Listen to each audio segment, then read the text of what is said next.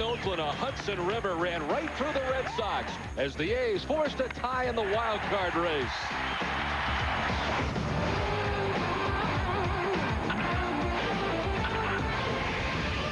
The John Burkett Revival has featured 6 wins in his last 10 starts. Tonight, he'll take on Barry Zito, who won the Cy Young last year but has now lost 5 in a row.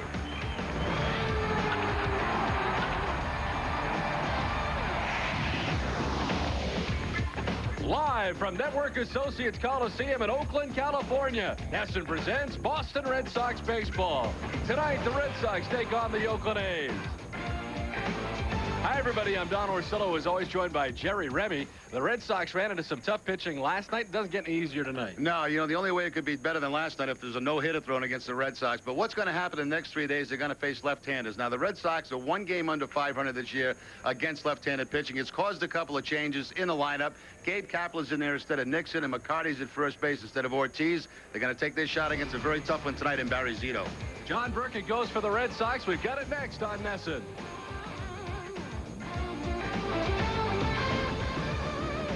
Boston Red Sox baseball on NESN is brought to you by Southwest Airlines, by your Boston area Lexus dealers, by Citizens Bank, and by Dunkin' Donuts.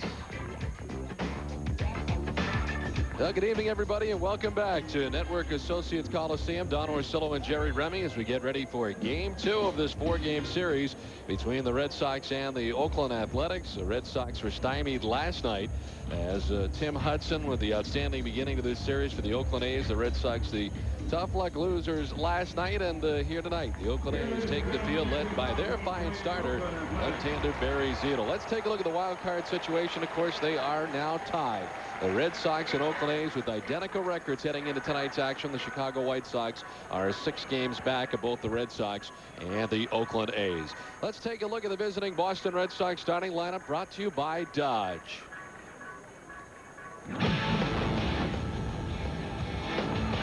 Johnny Damon at center field leads it off. Bill Miller at second and third. Nomar Garcia-Parra at shortstop. Manny Ramirez in left. Kevin Millar is the DH. David McCarty getting the start at first base tonight. Bat 6. Kapler in right. Todd Walker is at second base, and Jason Varitek does the catching. He bats 9th.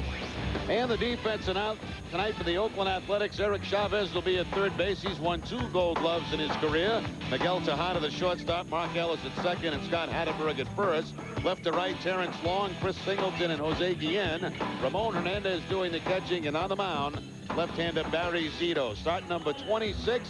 The 8-10 record, but the 3.14 ERA is 5th best in the American League, and the 226 average against is 3rd best in the American League. He is currently on a 5-game losing streak, and it's been a combination of lack of run support from his teammates and also a couple of leads that he has not been able to maintain in his career against the Red Sox. 2-2, and if his curveball is on, it's one of the best curveballs in the game of baseball.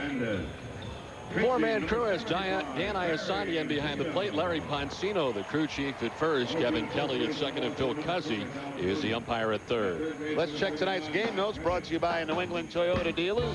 The Oakland 3.42 team ERA is the best in the American League. 16 complete games by the A's, most in the major leagues. So the Phillies and the Expos have 9 each, and the Red Sox will face 4 left-handed starters in a row. The remainder of this series in the first game up in Seattle, and they have a 289 team average against lefties. Where available, tonight's broadcast can be heard in Spanish by using the SAP function on your TV set. Buenas noches, amigos. Johnny Damon standing in against Barry Zito.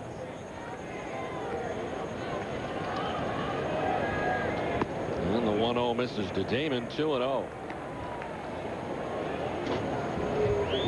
Johnny hitting at 270, 11 homers, and 50 runs batted in so far this season. For a strike that time. Damon did not reach base last night for the first time in 21 games, as he also saw his 6-game hitting streak come to an end here last night. He slashes this one foul back to the backstop.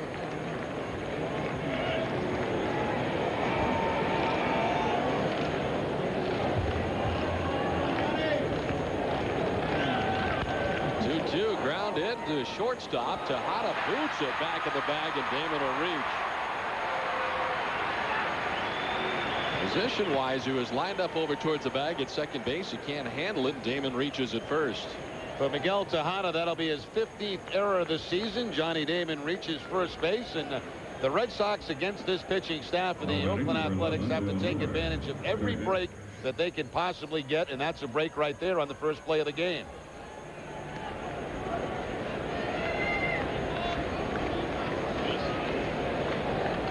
We give Damon credit for a base hit. Well, thank you very much, says Johnny Damon. Johnny will take that. And the Red Sox have their first hit of the night. Damon at first. Here's Bill Miller.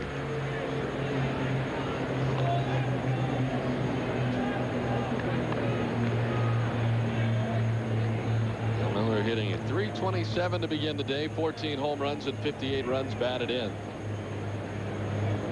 And he has hit safely in 10 of his last 12 games. As he gets back out of the way of that pitch. Over the last 38 games, Bill Miller's hit at .348.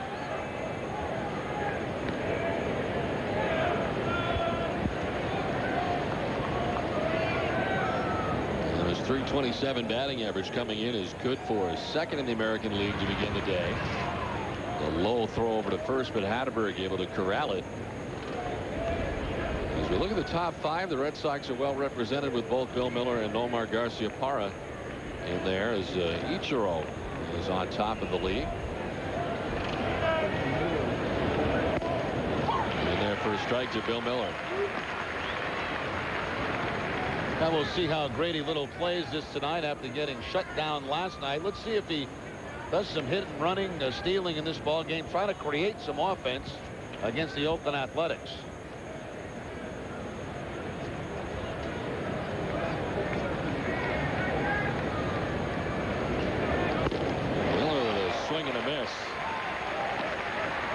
Hey, look at Barry Zito's numbers, and it's tough to figure out how he is 8-10.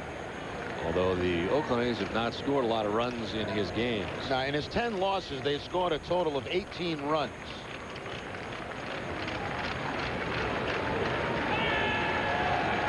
And the wider lead at first base.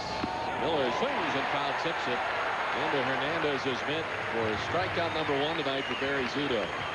Not an overpowering fastball from Zito, up about 88, 89 miles an hour, but he gets it up and in on Bill Miller to pick up his first strikeout of the ball game. We have not yet seen that good curveball from Zito. Fastball after fastball to Miller.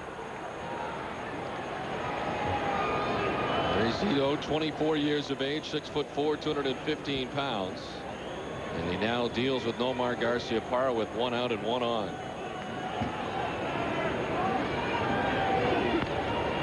Sends it foul off the right side. Nomar, the top hitter in the Red Sox lineup against left-handers. Of course, second to Miller in average, but against lefties, a .377 mark. And over the last 8 games, Nomar's hit at .441 as he's 15 for his last 34. Which included being named the American League Player of the Week last week after hitting .438 for the week. Well, the top Red Sox against left-handed pitching. Nomar at the top of that list at .377. Down 0-2 to Barry Zito. Popped up right side. This will carry into foul ground. Scott Hatteberg beyond the first base coach's box handles out number 2. It's hard to believe, Don, when you look at those numbers, some of the batting averages against lefties, why the Red Sox are one game under .500 against left-handers.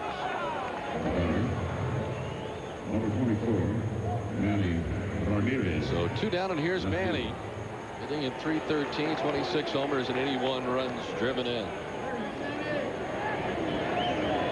Over the last 11 games, Manny's gone just 8 for 39 at .205, and it's dropped his batting average down to .313 from .324. Johnny Damon, who led off the inning with an infield hit, still standing at first with now 2 down in the inning. And against lefties, Manny has crushed them.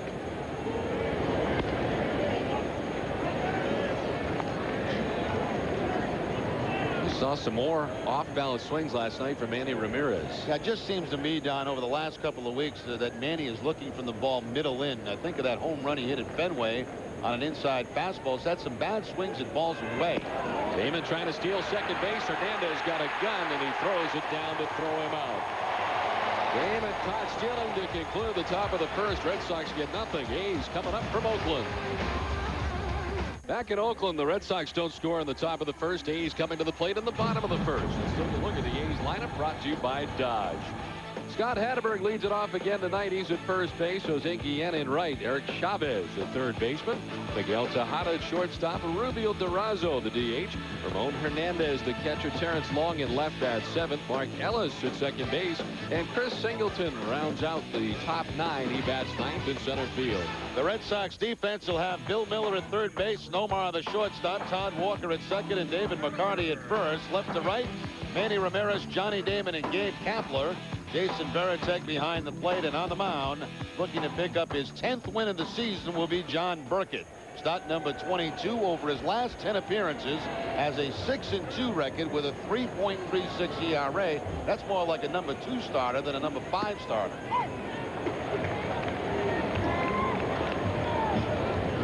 Look at the numbers for John Burkett, who comes in with that 9-5 record. Could you ever have imagined that he would have more wins than Pedro Martinez? It was 8-3 as Burkett misses that time to Scott Hatteberg. And in his career against Oakland teams, he has an 8-4 record. Hatteberg at 262, 9 homers, 47 runs batted in. He's certainly not your typical leadoff hitter. As he swings away and lifts it out towards left center field. Johnny Damon moving in and over. And he makes the catch for out number 1.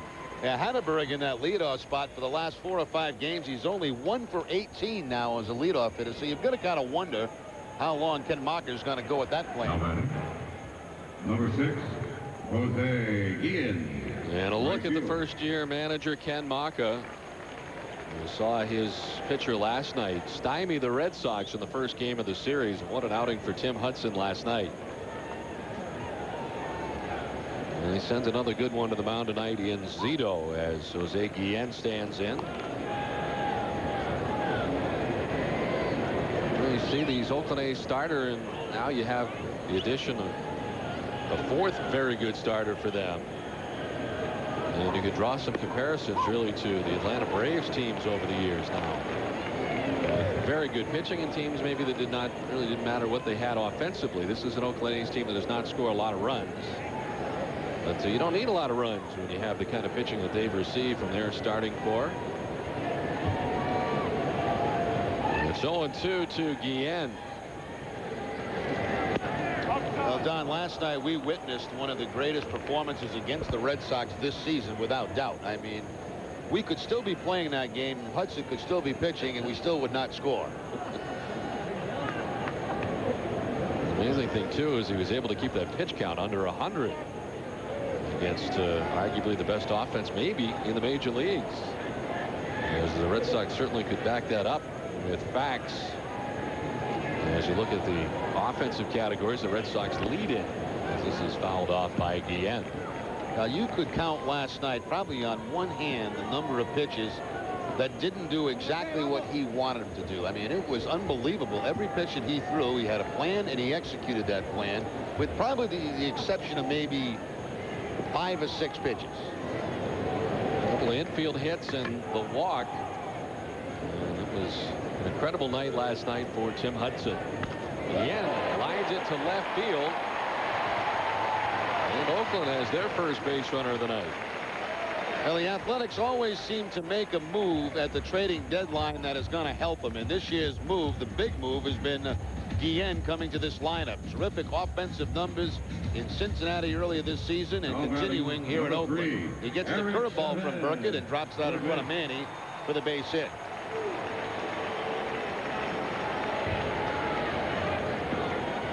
Well, 1 out, 1 on. Here's Eric Chavez. 271, 22 homers and 69 runs batted in. Chavez in the first 10 games of August has been very hot. 14 for 40 at 350. He has 2 home runs and 8 runs batted in during that time. And since the All-Star break, he's hit at .319. But at the break, he was hitting at .256. It was kind of a slow first half for the Oakland third baseman, but he has certainly picked it up here in the second half.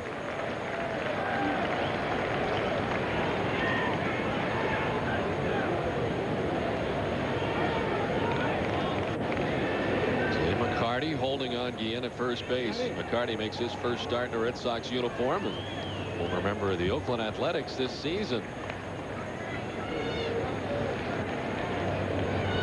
The 2-0 is sent down the line in right field towards the corner. That ball is going to kick out of here.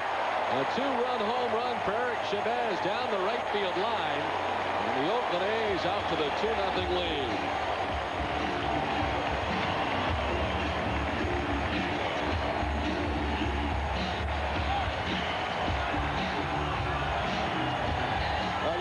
That Eric Chavez has been the hottest hitter on this Oakland team since the All-Star break. Takes an outside pitch from John Burkett and hooks it for the home run to right field. Number 23 on the season for Chavez, and RBIs number 70 and 71.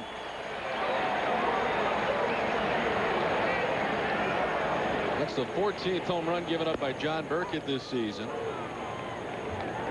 In 129 2/3 innings, and Chavez with his 23rd home run of the season as the A's out to the fast start on top 2-0. Here's Tejada. 255, 17 homers and 72 runs batted in. A far cry from where he was a year ago as the American League MVP. And he's cooled off recently, 3 for his last 23. Chopped to third. Miller backed up on it. The long throw. McCarty on the good stretch. And Tejada's out number 2. Because Bill Miller gets a lot of attention out here on the West Coast. Those years with the San Francisco Giants, and there have been a lot of local writers that have been speaking to him the last couple of days prior to the game. Because they're all surprised to see him second in the league in hitting at this point in the American League. Designated hitter. Miller appeared to back up on that ball. He does that quite a bit. It doesn't seem to ever really cost him at third base. You often hear that when guys back up on balls like that, sometimes it eats them up. But you know what he does very well, Don? When he backs up, he still has his feet in good position to get into a good throwing spot. Now, some guys back up and they try to make the throw as they're going back. He's going back on the bounce, but then he's always got his feet in good position to make the catch and then get a good strong throw to first base. Good footwork for Miller at third base. He's certainly been sure-handed down there at third base for the Red Sox. There's Rubio Durazo, the designated hitter. 261, 14 homers and 60 runs batted in. And just 182 so far in 10 games in August. Brings it to 1-1 and sends it toward the gap in right center field. That is going to kick off the base of the wall. Durazo's headed for 2, and he gets to second base standing. A 2-out wall ball double for Durazo. Well, not a good start, obviously, for John Burkett and the Red Sox. I mean, the one thing you don't want to have happen is fall behind early in the game against this type of pitching.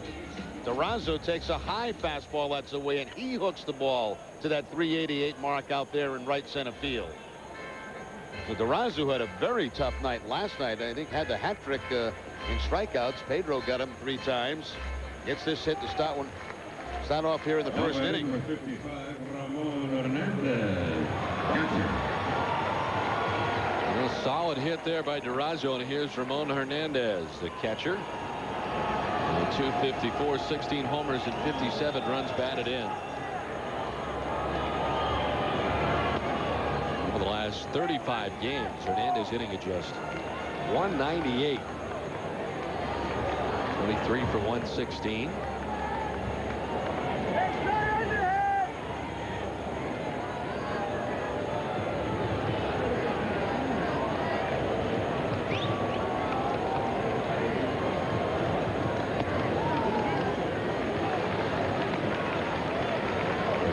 Behind 2-0 to Hernandez. Burkett's last outing was a win against the Anaheim Angels. 7 innings in that game, 6 hits and 3 earned runs.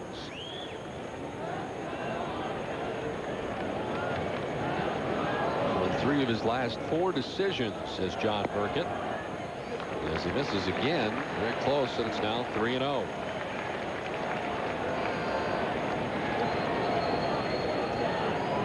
Burkett certainly needs the help of a home plate umpire who will give him the corners. And tonight the task is Dan Iasanyas, who has the plate tonight. And that one's in there for a strike. 3-1.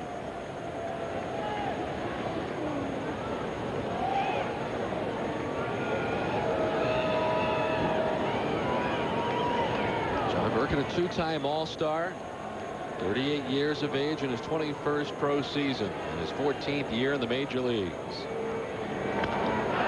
Softly lined into center field for a base hit. Durazo comes around to score the 3rd Oakland run, and the A's get to Burkett for 3 runs in the bottom of the 1st so far. Now this is an offense here that has really been struggling. Now last night they came up, they got a few runs, they didn't need many because of the way Hudson pitched. Now look at this ball. This is right at the end of the bat, almost a knuckleball into center field, but Hernandez picks up the 2-out base hit to drive in another run.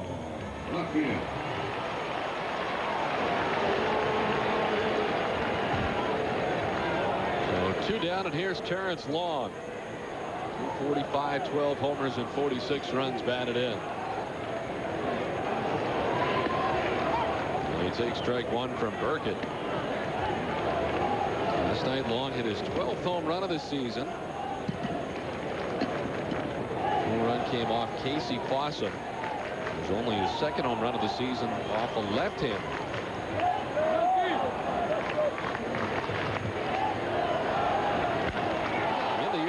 Center field, hit pretty well. Kepler headed back to the track, to the wall. That ball is gone. The 2nd 2-run home run of the inning for the A's. They lead it 5-0.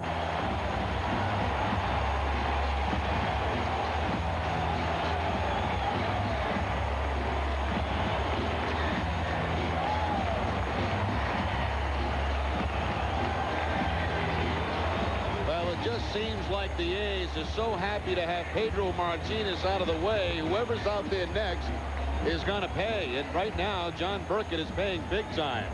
2 home runs in this series for Long, his 13th of the season, and a big 5-run 1st inning.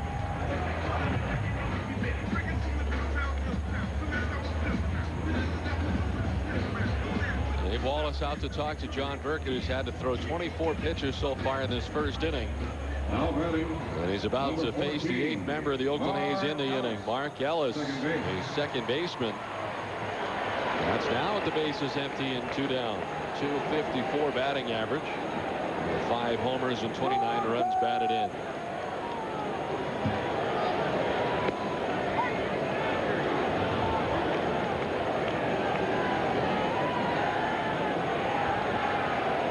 It's 6-1 with a 4.20 earned run average on the road. 11 road starts. He's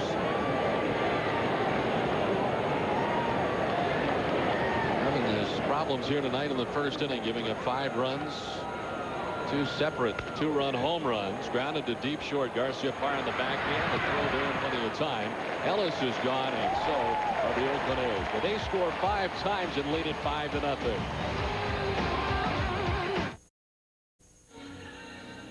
Well, a big start to the Athletics, 5-0 after 1 inning. For every run the Red Sox catch stealing this season on NESN, you have a chance to win a LoJack stolen vehicle recovery system. Log on to boston.com/NESN, enter the date, opponent, and runner's name for your chance to win the LoJack caught stealing sweepstakes.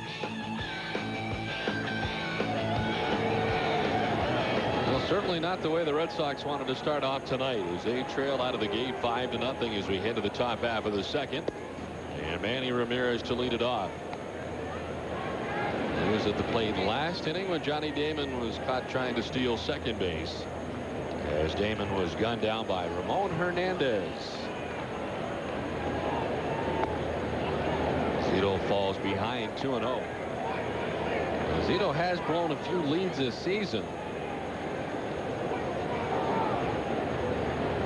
Has a 5-run lead to work with here as he works into the 2nd inning. toss in the air to shallow right. Down the line, over comes Guillen. Makes the catch for out number 1. See, there's a good example, Don, what I've been speaking about with Manny. Now, it's a 2-0 count, and generally Manny very selective. But watch, this pitch is away, and Manny's looking for that ball middle in, but still swings at the pitch away. We've seen him do that an awful lot. And generally, when Manny's on top of his game, I mean, he can handle that pitch and drive it far into the opposite field. There's a case where it's a 2-0 count, and he swung at the pitcher's pitch instead of his pitch.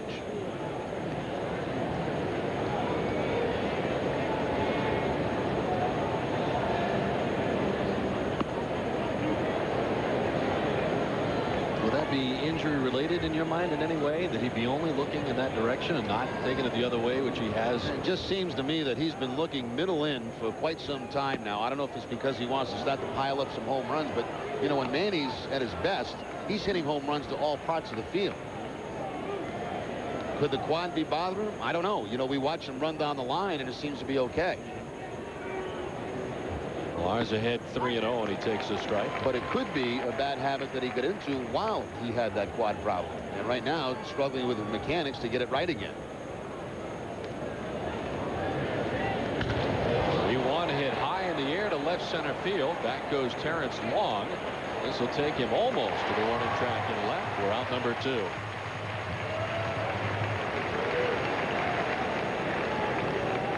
Well, 2 down, and it brings up David McCarty. Gets his first start for the Red Sox. McCarty, of course, was on this Oakland A's team. It was picked up by the Red Sox off waivers. He played in 8 games here with the Oakland A's and hit .269. No homers and 2 runs batted in. McCarty has come on for the Red Sox defensively and appears in his 5th game now with the Red Sox, but stands in there for his first at bat. Interesting choice made by Grady Little, keeping Ortiz on the lineup tonight. Ortiz has been struggling, but Ortiz has had pretty good success against Zito. This is lifted high to left. Terrence Long coming in. And he makes the catch. A 1-2-3 inning for Barry Zito, who played an inning and a half from Oakland. 5-0 A's.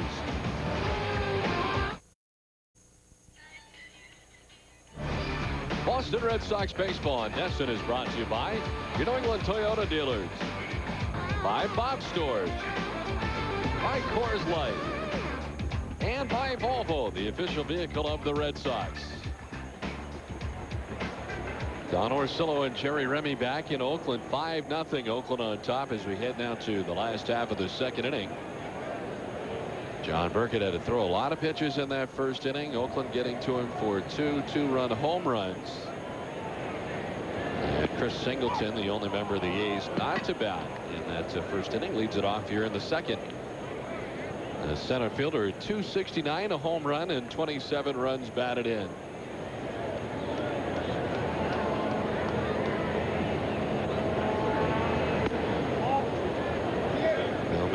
Grass at 3rd in case Singleton entertains any thoughts of bunting.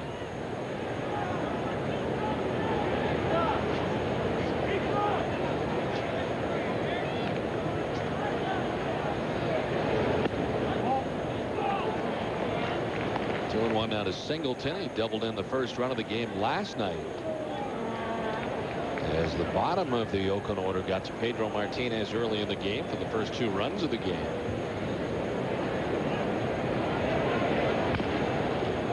Oakland featuring the same lineup tonight that they had out there last night. It's only the 2nd time all season that they've come back with the same lineup in back-to-back games. Pretty well balanced as far as left, right through the whole lineup for Ken Maka.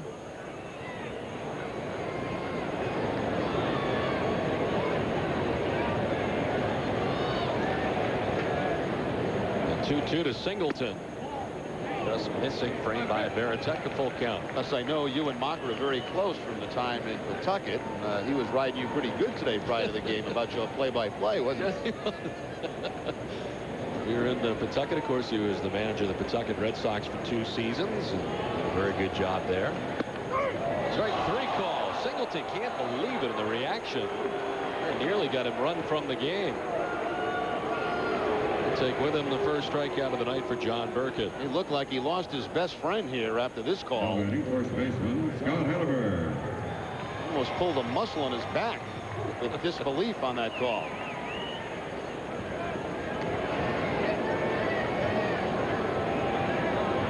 And down the top of the order, Scott Hatteberg, who flied out to center field his first time up.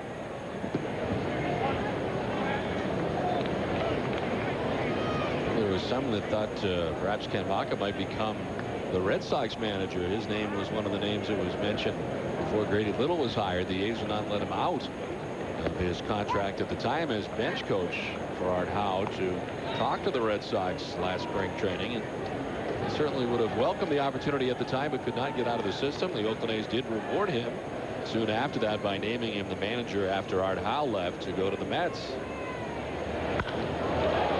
Center field, Johnny Damon back a step or two, but he's there, and there's 2 down. Now, while I got a chance, Pete Delonzo, who works on the camera crew here on the Oakland side, would like to say hello to his family members, Stephen and Nancy Delonzo, watching this game tonight back in Mashpee. He's not on our crew, but he's doing camera number 3, I think, high first in the Oakland broadcast. There he is. So hello to Stephen and Nancy Delonzo back in Mashpee. 2 down, and here's Jose Guillen. Lifts it high in the air to left center field. Manny Ramirez calling and making the catch for the final out. A much better inning for John Burkett. 1, 2, 3 go the A's. We played 2, 5-0 Oakland. Back in Oakland, a 5-0 Athletics lead as we go to the top of the 3rd on Wednesday night before Red Sox baseball on NESN. Tuned to Boston Globe Sports Plus. Bob Lobel, Dan Shaughnessy, and Ron Borges will discuss Red Sox baseball and Patriots football. Plus, Gordon Eaves will go one-on-one with Theo Epstein. That's Wednesday night, the Boston Globe Sports Plus at 9 p.m. live from the place and only on NESN. Top of the 3rd inning, Gabe Kapler to lead it off for the Red Sox. Kapler, Walker, and Veritek to face Barry Zito, who retired the Red Sox in order in the 2nd inning. Kapler 269, 2 homers, and 10 runs batted in.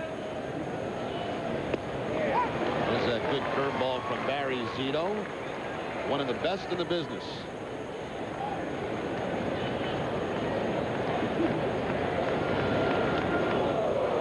Get away from Zito. It's 1-2 now to Kapler. Don, the last time the Red Sox were hitting, I was making a point about Ortiz not being in the lineup. I was a little bit surprised because he's 4 for 8 in his career against Barry Zito, but he's been struggling recently, and Grady elected to go tonight with McCarty.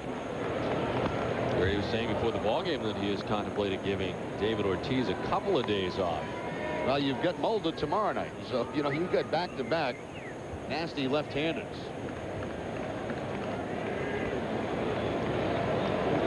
1-2 to Kapler. Doesn't chase, and it evens up at 2-2.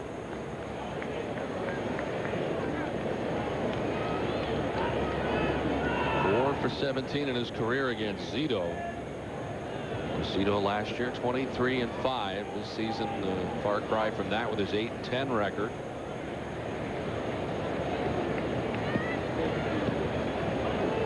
And amazing to think that he is still just 24 years of age as it's up and away, and now full count to Kapler.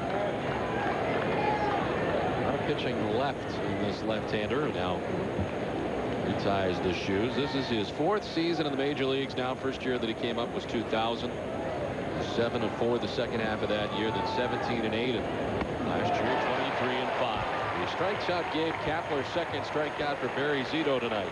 Now, Kapler really has been struggling. 1 for his last 26 now, and he helps out Zito. He chases a ball that appears to be up and out of the strike zone. Second base.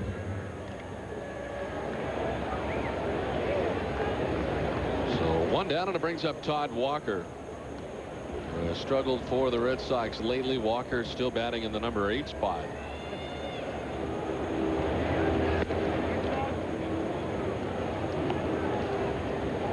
Todd at 274, 9 homers and 59 runs batted in. Over the last 11 games, Walker's hit at just 146. Rounds it to the shortstop, Miguel Tejada. With a good throw, and there's 2 down. Well, it's not too late to order your 2003 subscription to Red Sox Magazine, the official Red Sox magazine. Receive all 7 editions of this expanded magazine while supplies last. For details and ordering information, please send an email to soxpubs@redsox.com.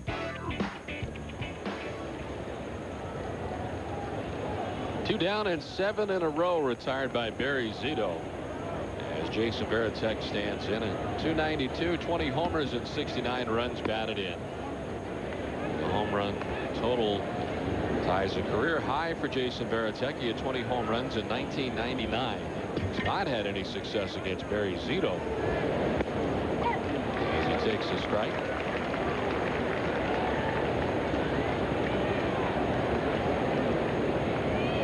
'26th start of the year for Barry Zito.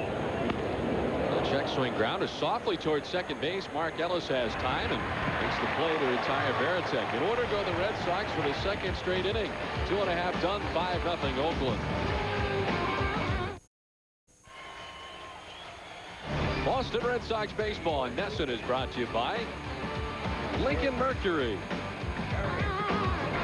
by LoJack, by Aflac, by Citizens Bank, and by Jeep.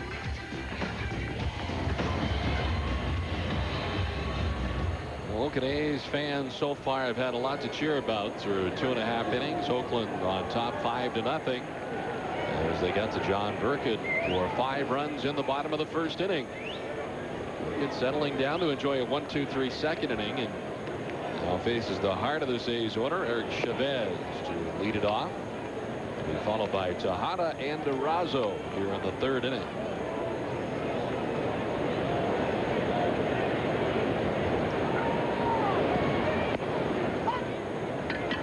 See where the Yankees are bouncing back tonight. They have a 5-0 lead against Kansas City in the 9th. That's Mike Messina pitching the shutout against Kansas City.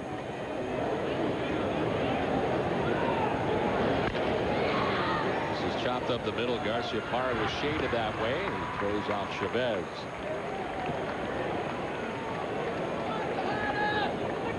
5 in a row retired by John Burkett. Brings up Miguel Tejada.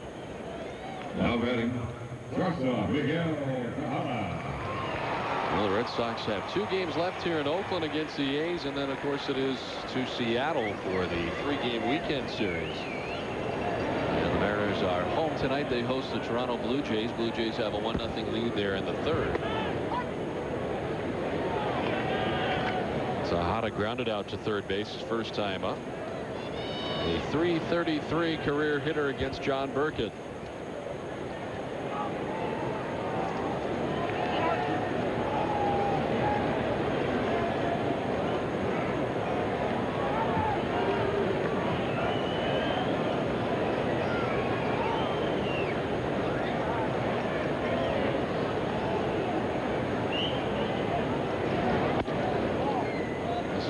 Evens up at 1-1. John Burkett in search of his 10th win of the year, trying to get into double figures in terms of victories as he comes in at 9-5. Getting the benefit of the doubt right now on that outside corner. 2-1. See Burkett with that split-fingered fastball grip. He has occasionally, over his last couple of starts, thrown the splitter. Not very often. As a matter of fact, it's hard to distinguish between that and his changeup. It's kind of funny. Varitek didn't even know he had a splitter. He kind of made it up in the course of action during a game.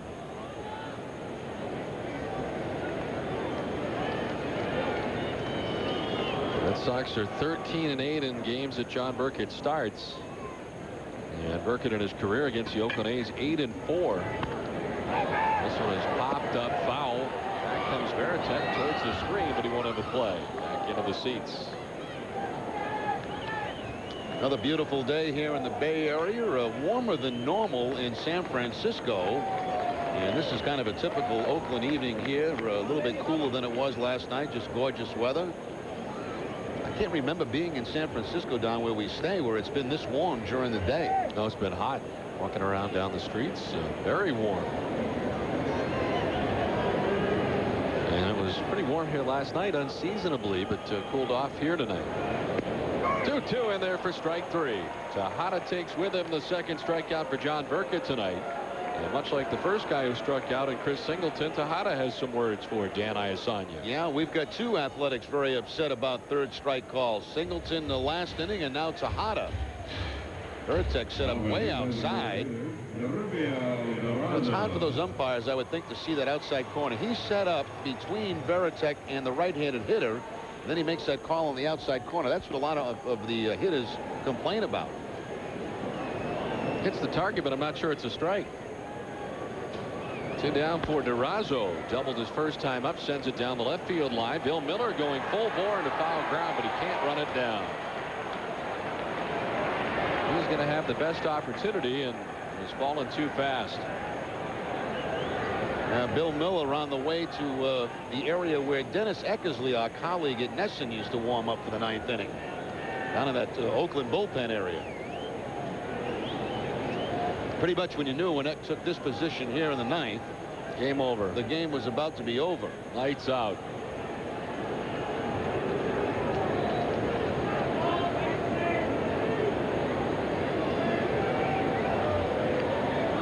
Durazo and a double in the first inning, came around to score the 3rd Oakland run. And it's 0-2. I wonder how Eck would describe himself if he was asked, what he throws. Would he say he had a lot of fuzz on it, or what's the other thing he uses? Cheese, high cheese. I'd like Eck to describe himself at some point. I should have asked him that when he was on with Milwaukee. The 0-2. This is away. One of those days under obviously Tony La Russa, the manager, and they had a pretty darn good bullpen. Rick Honeycutt from the left side. A lot of options as they got late into the game. This will be the 50th pitch of the night for John Burkett. And it's chopped towards the shortstop. Garciaparra plays the high hop. And the throw to McCarty in plenty of time. In order go the A's for the 2nd straight inning. We played 3. Oakland on top 5-0.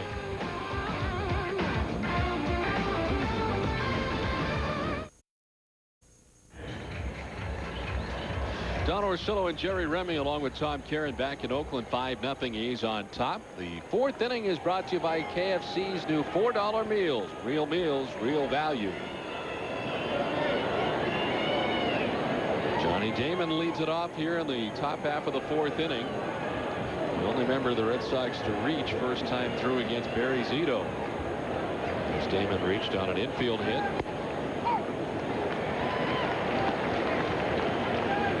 And was erased trying to steal second base, gunned down by Ramon Hernandez in the 1st inning.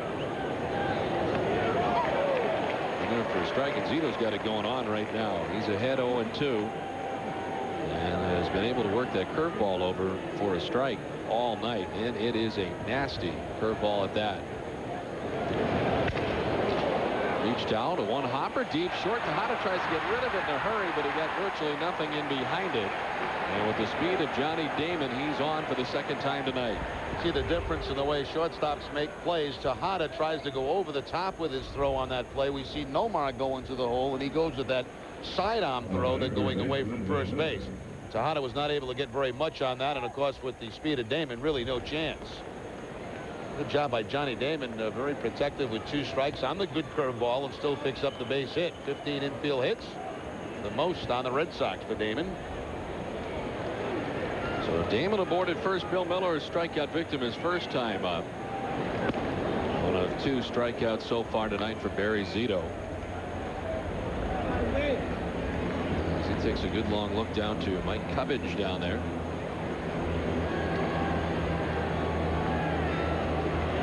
Red Sox trying to chip away what right now is a 5-run deficit. How's it fouling behind Mike Cubbage?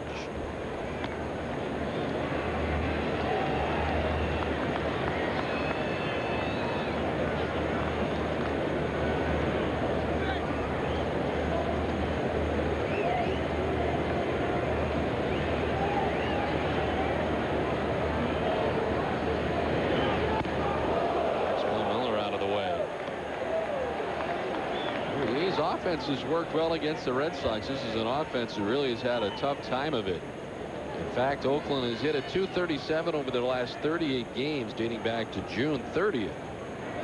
You wouldn't know it in this series as they were able to blank the Red Sox last night, and here tonight they score 5 runs in the first inning.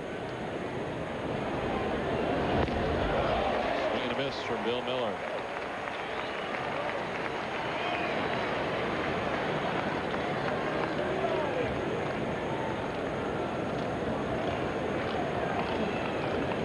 Pedro Martinez last night, and a tough loss here against the Oakland A's, and certainly very frustrated last night as he sat in the dugout at the end of his outing.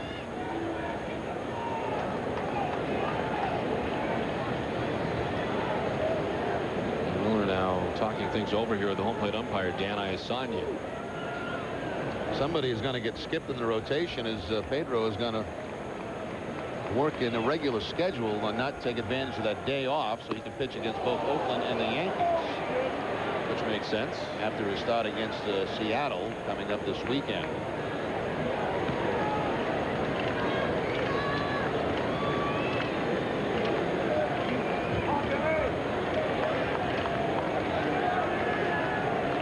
Full count now to Bill Miller. Johnny Damon with a very good sized lead at first base. He's extended a little as Miller cranks one foul down the left field line. Backing out of play. Well, Don, we should congratulate here at NESN the Saugus Little League team who won their game yesterday and are going to move on to Williamsport, Pennsylvania for the Little League World Series. What a great accomplishment for they. Had a chance to watch a little bit of that replay this morning when I was down in the health club. What a club they got. Whoa. How great is it for those kids, though? Oh, that's got to be quite a thrill. We wish them well. Pops it up foul off first base. Hatteberg giving chase, but it's back into the seats. There's so much foul ground here. It appears that anything in the air and foul ground down the first or third base lines, everybody takes off thinking they may have a chance, because here you really do. And as far as sight lines go from the box seats beyond the dugouts, you are a long way away from the action.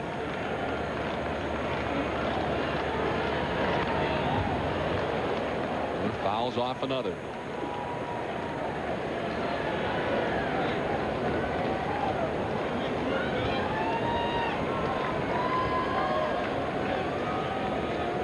Well, the Red Sox hoping to get to the Oakland bullpen. They didn't see the Oakland bullpen last night. And so far tonight, Barry Zito has made relatively quick work of the Red Sox through 3+ innings. Miller here trying to go deep, and he has. He's been able to foul off a bunch of pitches and at least make Barry Zito work a little bit more here in this inning. There's a 9-pitch at bat here for Bill Miller so far. Barry Zito has given up 18 home runs on the season. Second on this team, 21 allowed by Ted Lilly.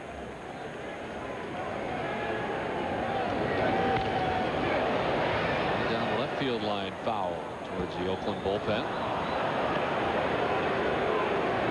Gentleman in the bad Bavacqua couldn't come up with it. What is this thing here, this tank that they have down there? I think it's a water cooler.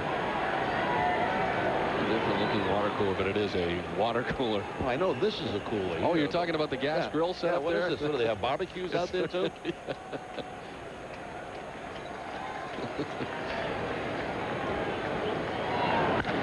Well, Miller hits it hard to shortstop. Tejada to second for one, on to first, double play.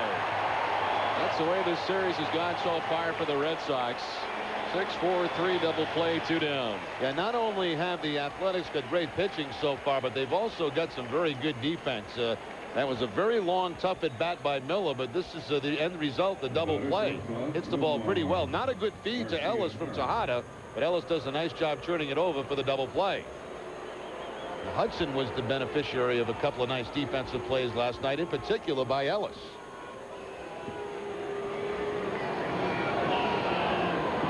Two down now for Garciaparra, who fouled out his first time. That pitch fooling Garciaparra.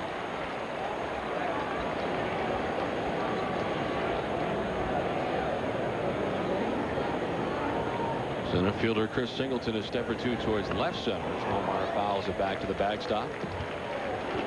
It's time now for the Aflac trivia question.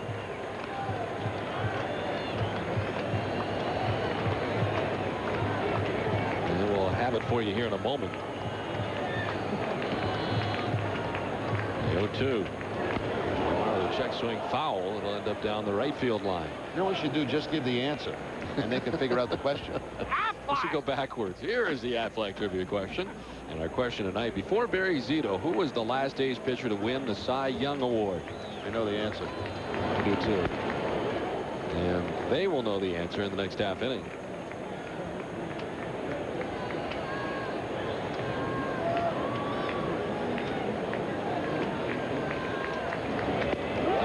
Strikes out. He goes lunging after that pitch. Third strikeout for Barry Zito. Red Sox gone on the fourth. 5-0 Oakland.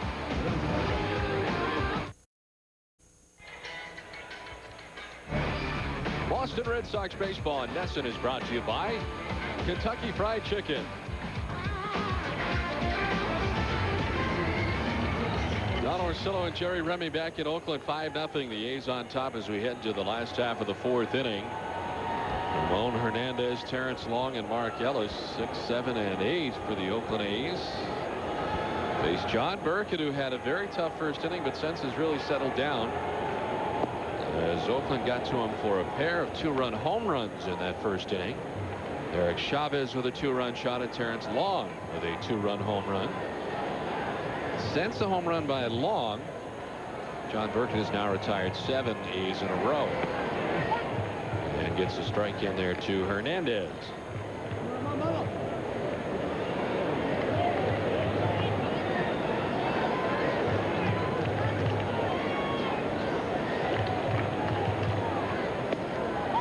The strike makes it 1-2.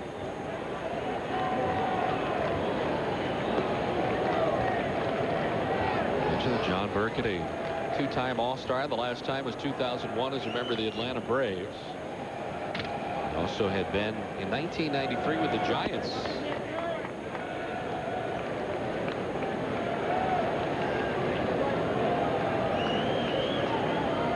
Hernandez singled his first time and came around to score on the 2-run home run by Terrence Long.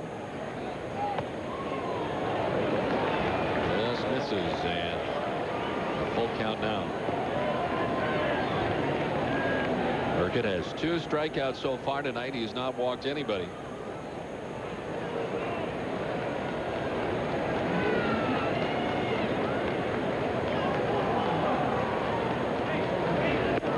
Strike 3 to Ramon Hernandez. Third strikeout of the night for John Burkett. They've all been called third strikes.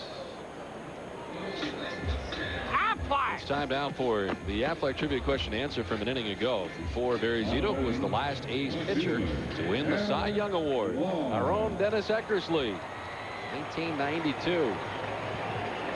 What was amazing about those years, all the great years that Dave Stewart had in an Oakland uniform, never did get that Cy Young Award.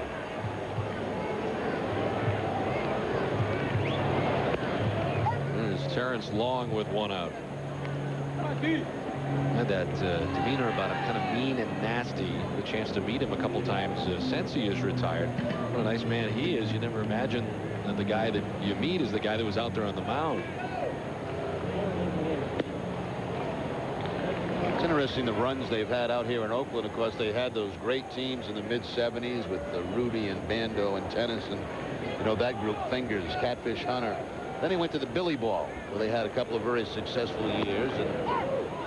And then, of course, the Jose Canseco and Mark McGuire, Eckersley, Stewart years under Tony La Russa.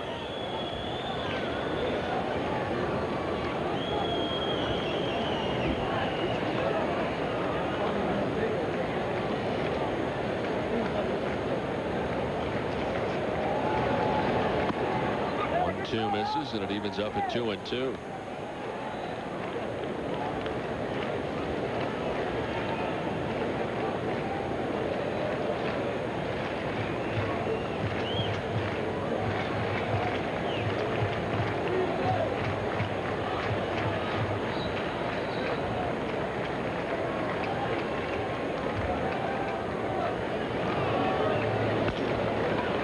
Down the first base line. There's McCarty, and he'll touch the bag for out number 2. As Terrence Long is retired, there's 2 down. Now the fourth inning is brought to you by KFC's new $4 meals. Real meals, real value. I mentioned Billy Martin. I mentioned you have a great deal of respect for him as a manager, as everybody does over the course of his amazing career as a manager. It was interesting when he played, when he was managing here, because Billy at one point, I was a free agent. He was very interested in having me come to the Oakland Athletics. This was back in, I believe, 1982. And Billy, he'd come out of the clubhouse and he'd just stand right over there, that never go in the dugout, almost where a lot of the players hang out in front of the dugout. And I'd lead off the game. He'd be whistling at me. Say, "I'll see you here next year. I'll see you here next year." Mark Ellis sends it to right field. Kapler runs it down for the final out of the inning. John Burkett has now retired 10 in a row, but the A's are on top 5-0. Don Orsillo and Jerry Remy back at Network Associates Coliseum. Let's take a look at the game summary as we get ready for the fifth. So far, it's been all Oakland. Chavez, a 2-run home run. Terrence Long, a 2-run shot, all coming in the first inning. Hernandez with a single and RBI and a run. Only time that Oakland has gotten to Burkett, but over 4 innings, Burkett touched for the 5 runs. Barry Zito, 4 shutout innings on 3 strikeouts for the A's.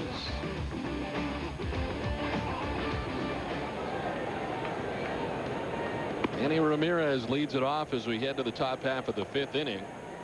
Ramirez flied out to right field his first time up. The Red Sox have had just 1 base runner, and he's been on twice tonight. Johnny Damon with a pair of infield hits tonight. 1 in the first, 1 in the 4th. As Ramirez offered at that, 1-1 the count.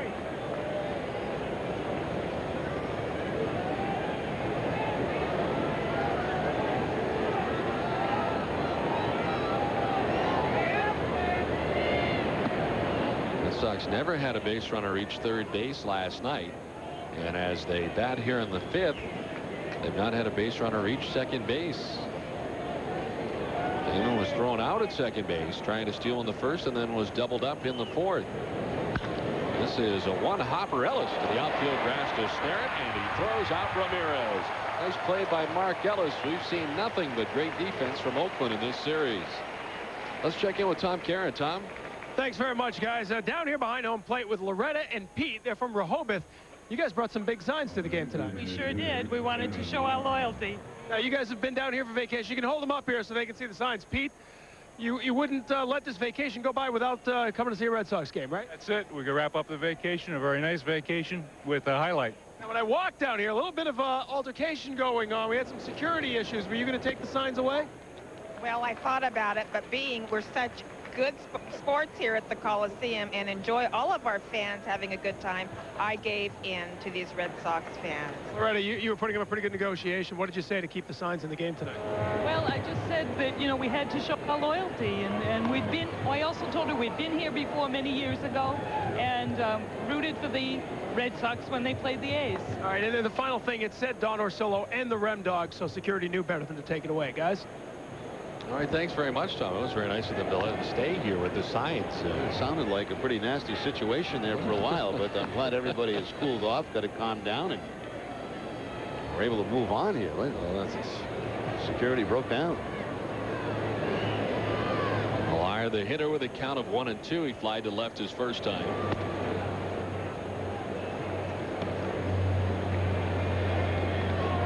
There we go. They let them leave that one. They came with all kinds of signs. I wonder how many they have.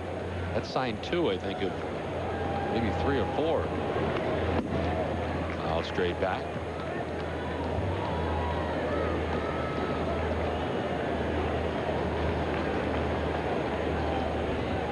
Tommy down there in hostile territory. Not the first time and not the last.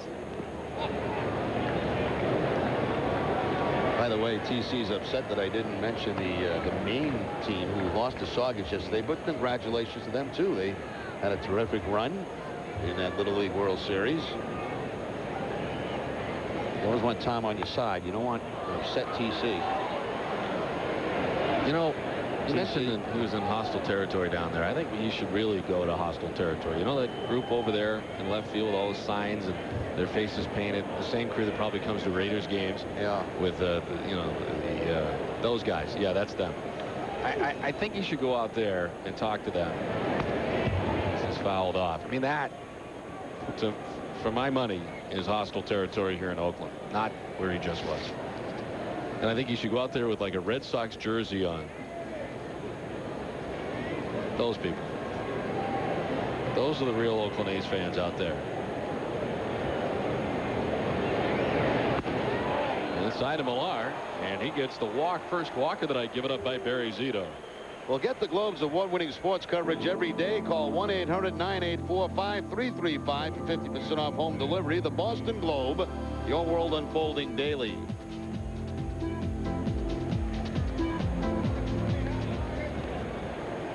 One down, Millar at first base, and here's David McCarty, who flied out to left field his first time up. Graduated with a degree in economics from Stanford. Former first-round draft choice of the Minnesota Twins. It's interesting. This Mike Messina, the same thing, right? That's correct. He said the Moose got out of there in 3 years, though. Did it very quickly.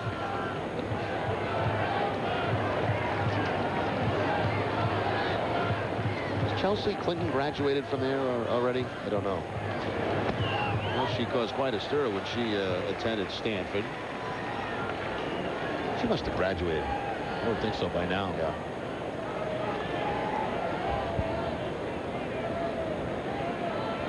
McCarty was a Twins first-round pick, 3rd overall in 1991, and first reached the big leagues in '93 with the Minnesota Twins. As he takes the strike. So the Twins from '93 through '95, then a member of the San Francisco Giants for 2 seasons. Spent part of his season with the Seattle Mariners, 3 years with Kansas City, and then Tampa Bay last year at the end of the year for 12 games with the Devil Rays. Swing and a miss. Zito strikes him out. 4th strikeout for Barry Zito, 2 down. Now, one of the reasons McCarty in the lineup tonight against lefties while he was with the A's was 7 for 16, 438. 0 for 2 tonight as Zito gets him on the fastball again away. You know, Zito's fastball is only, well, I should say only, I mean 88, 89 to 90 miles an hour, but with that changeup and curveball, it just makes the fastball look a little bit harder than it is. There are the K's for Zito with some very strange earphones.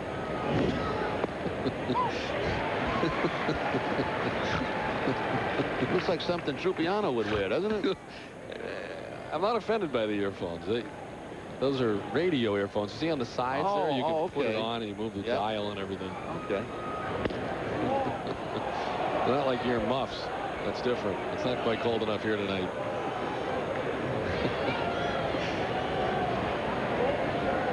Now there's Zito's pitch count has gotten up theirs and is now 75 pitches in his outing. As this one is lined to left. Long going back, looking up, and it is up off the wall. Heading for 3rd is Millar. The throw goes into second base, and heading in head first with a wall ball double goes Gabe Kapler. He didn't miss by much getting it out of here, but it's a double. Now, line shot off the wall in left field. When it left the bat, it looked like it had a chance, but not quite high enough. It's going to miss being a home run by about a foot. He gets on top of the high fastball that time. See the hands come above the baseball and puts that ball on the line and just missed the 2-run home run.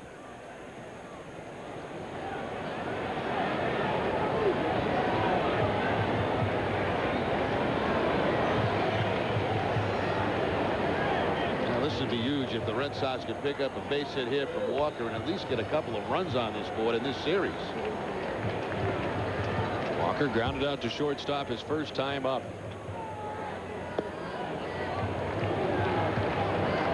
Red Sox for the first time have a runner at 3rd base in this series. The Red Sox have not yet scored.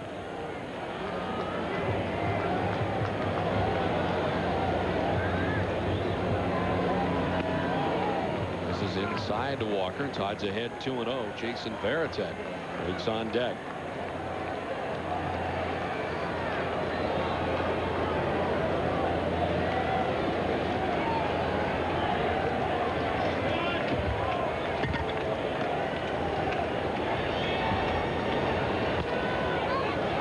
the left side. It's now 2-1 to Todd Walker. Lefties have actually hit Zito just a little bit better. I mean, not good, but a little bit better. Right hand is 225 coming in. Left hand is 230. 5-point difference, but still low averages from both sides of the plate.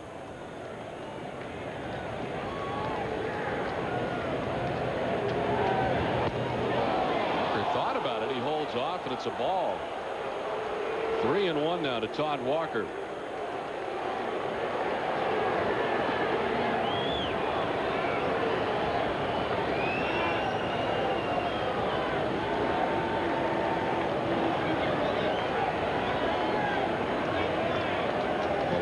Third, Kapler at second, 2 down, and the 3-1.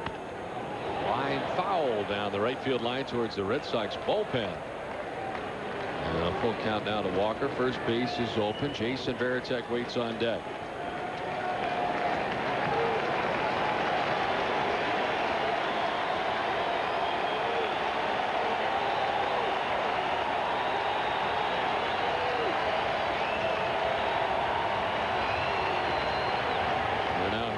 Will head out and talk to Barry Zito.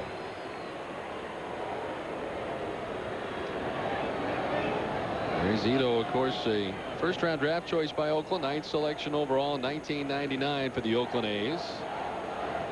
And the Cy Young Award winner a year ago. 24 years of age when he was named the Cy Young Award winner. The youngest since Clemens in 1986. Ball 4 to Walker. Second walk of the inning and of the outing for Barry Zito, and it loads the bases with 2 down in the inning. A good battle there by Walker to eventually draw the walk, load the bases, and give Varitek a shot from the right side, where he has been a very good hitter all season long. And this will bring out Rick Peterson to the mound, the pitching coach, with the bases loaded here in the inning. First time we've seen Peterson, I believe, in this series go to the mound. Generally a pretty regular visitor out to the pitching mound.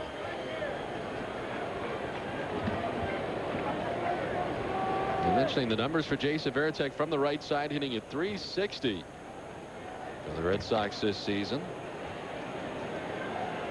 8 of his 20 home runs have come from the right side.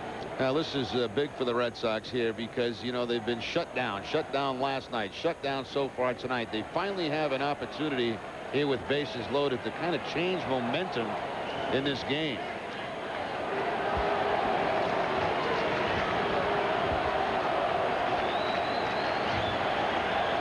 Villar at third, Kapler at second, Walker at first in the Boston 5th inning.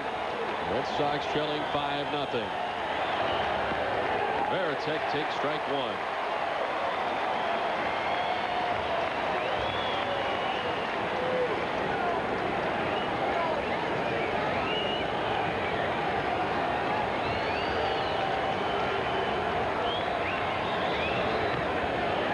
Chops it foul down the third baseline, and Zito's ahead 0-2.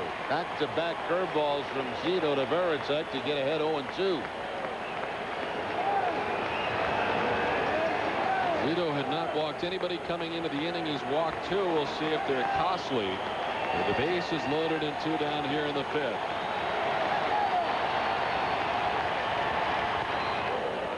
Varitek doesn't chase 1-2. He faced the minimum through 4 1/3 innings, 2 infield hits, but Damon was erased twice. Not stealing in a double play. Inside almost hit Varitek that time. That's how he got Jason back in the first at bat. He jammed him for that little ground ball to second base. This almost hit Varitek. This will be the 30th pitch of the inning for Barry Zito. He's now thrown 85 in his outing. 2-2. Varitek hits it in the air to left field. Terrence Long is headed back to the track front of the wall. He leaps and cannot make the catch. From third comes Millard. Kapler will score. This will clear the bases as in comes Walker from first. A 3-run wall ball double to left for Jason Varitek, and the Red Sox are right back in it. He tried to get Varitek on the changeup. And Veritek does a great job staying back and being patient. He gets out on the front foot, but the hands stay back. And he plants it off that scoreboard in left center field. So the Red Sox do finally get on the board in this series. 2 outs. He'll clear the bases. 3 RBIs for Veritek. And you're right, Don. The Red Sox are right back in this ball game. Here's Johnny Damon, who's been on base twice tonight. Infield hit in the first, infield hit in the 4th inning. It's interesting. Bases loaded. Zito goes with his 3rd best pitch and gets beat on. This will get some action in the Oakland bullpen for the first time tonight as Damon sends one back at 3rd, and running it down is Chavez. What a play by Eric Chavez. Able to make the catch to end the inning, but the Red Sox grab 3. Halfway through this one, it's 5-3 Oakland.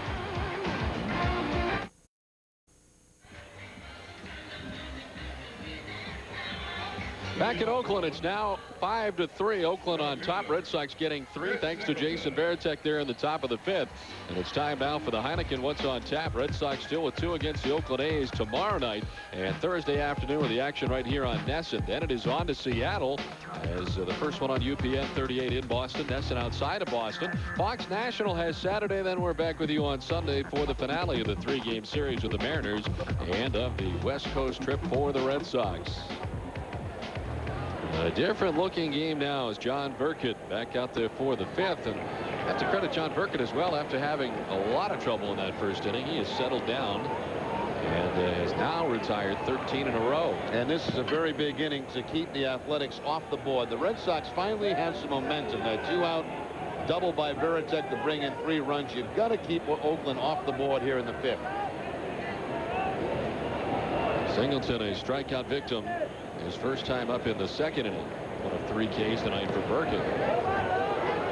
It's actually a string of 10 in a row. I said it was 13. It's only 10 for Burkett. As he got the final out of the first inning and retired. Oakland in the 2nd, 3rd, and 4th in order.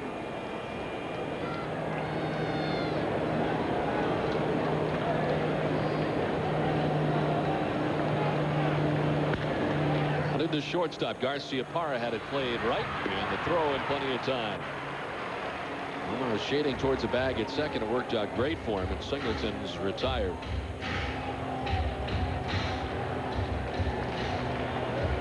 Now batting, first baseman Scott Hatteberg.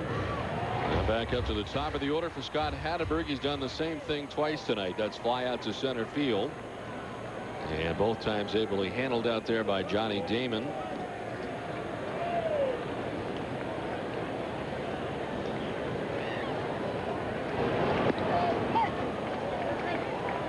Taking strike 1. Scott Hatteberg has walked a great deal this season. 48 walks on the year for Hatteberg as he plays in his 110th game of the year for the A's, and signed a deal to keep him here for the next 2 years. And he couldn't be having more fun, according to every article you read. I mean, he is just happy to be out here in Oakland on the West Coast. Well, they back past the mound softly to Garcia Parra, and there's 2 down. Somewhat critical, too, of his time with the Red Sox in some of the things that we've read.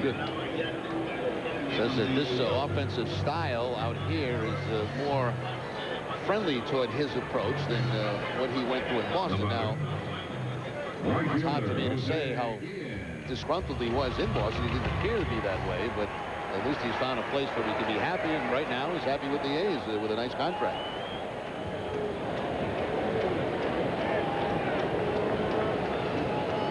Down Jose Guillen, 1 for 2 tonight. That's interesting what he's doing now. Hatteberg playing first base. Jimmy Williams is the first guy to kind of mention that when he was manager of the Red Sox. He had some interest in putting Hatteberg there. Matter of fact, worked him out at first base a number of times.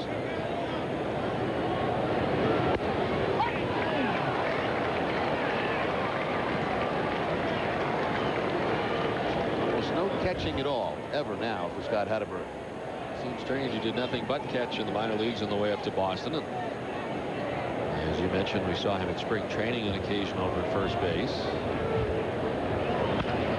And grounds it foul.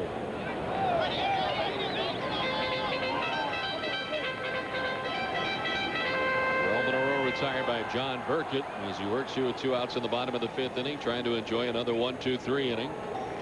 As the Red Sox have come back with 3 runs in the top of the 5th. A bases clearing double for Jason Varitek.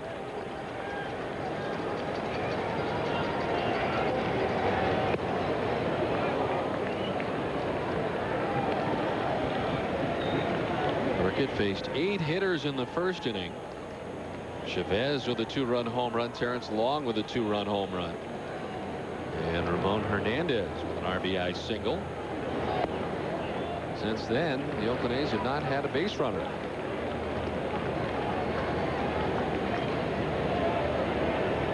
Remember a little earlier in the season, John Burkett having some trouble with first innings, and here tonight having trouble with the first inning, but since then he's been outstanding.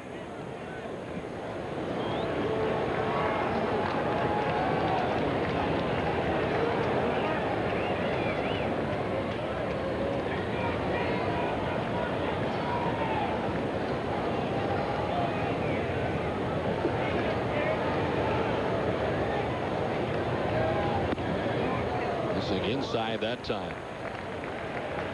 Burkett reaching a milestone, as you might imagine, at this point in his career. He reached 2,500 career innings pitched. He's second against Minnesota. This is line to the gap in left center field. It'll get down. Damon quickly over to cut it off. He falls down in left center field, and reaching second base to be Guillen. Trying to plant himself as he got to it quickly to cut it off before the track of the wall that lost the footing out there.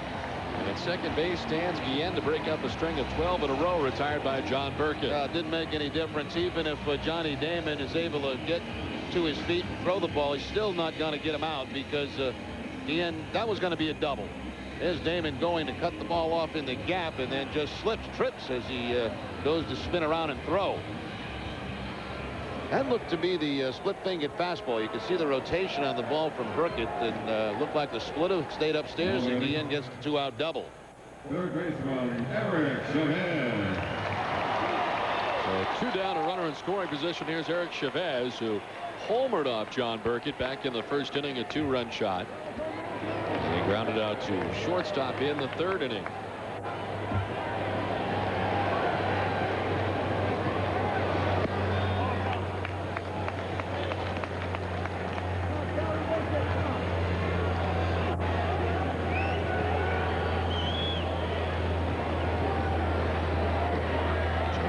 Thrown 76 pitches in his outing.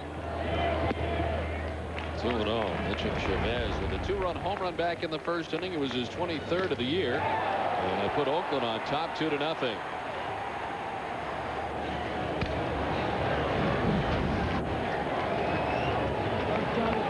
He has been hot since the All-Star break for the Oakland A's. Only for a strike, 2-1. Big slow curveball from Burkett. We have not seen all that many of those in this game tonight.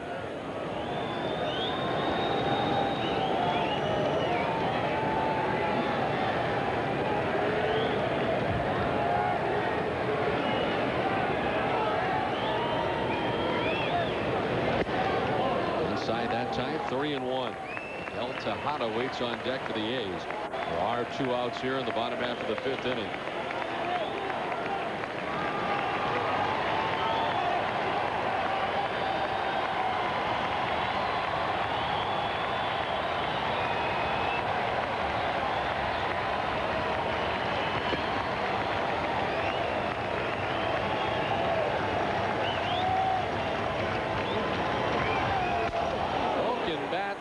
Foul down the right field line.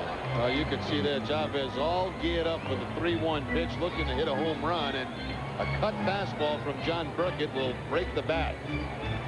He's getting all geared up right here for a 3-1 pitch to hit out of the ballpark, and actually gets jammed on the cutter.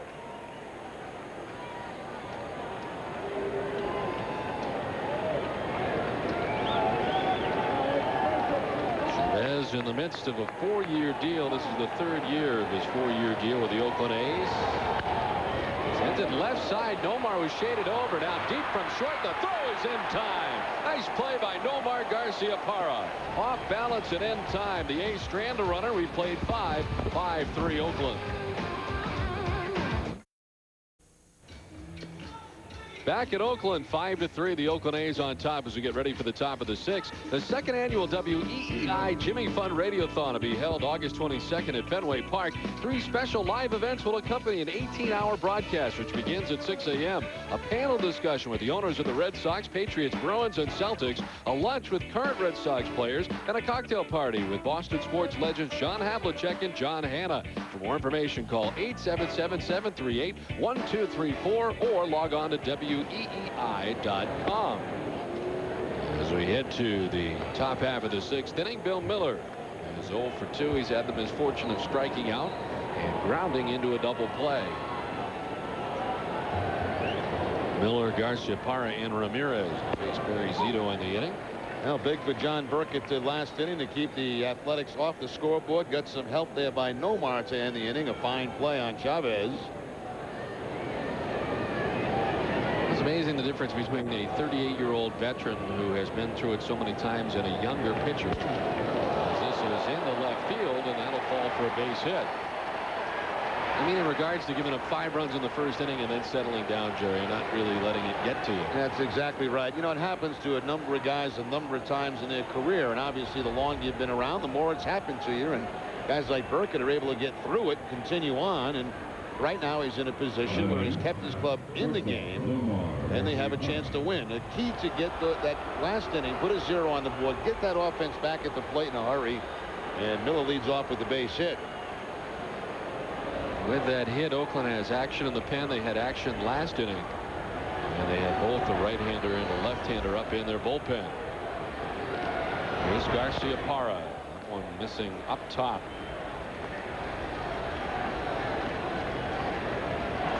Nomar is fouled out and struck out so far tonight. 1 of 4 strikeouts for Barry Zito.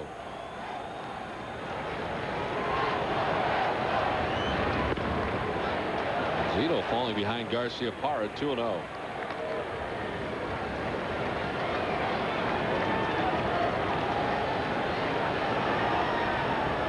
Center fielder Chris Singleton a step or 2 towards left center for Garciaparra to pull as they check on Miller at first base. Looks like Rincon and Bradford loosening up down in the bullpen, left and right-handers. Bradford easy to pick up with that submarine style delivery. Zito throws over to first. Bill Miller's lead was very, very small.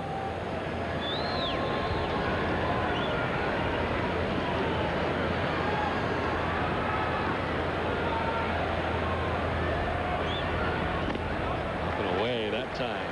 Zito right now throwing strikes. He's fallen behind Garciaparra 3-0. Not walked anybody through the first 4, and then he walked 2 in the 5th.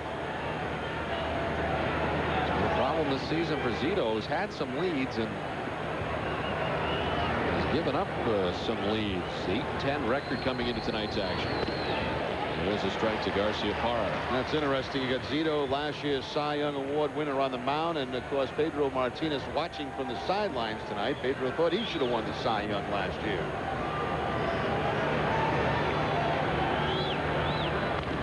Fouls it off, and it's a full count.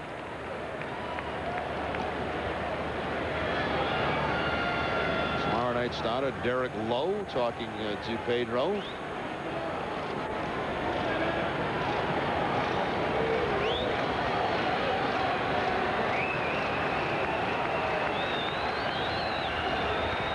Omar gets just a piece to stay alive.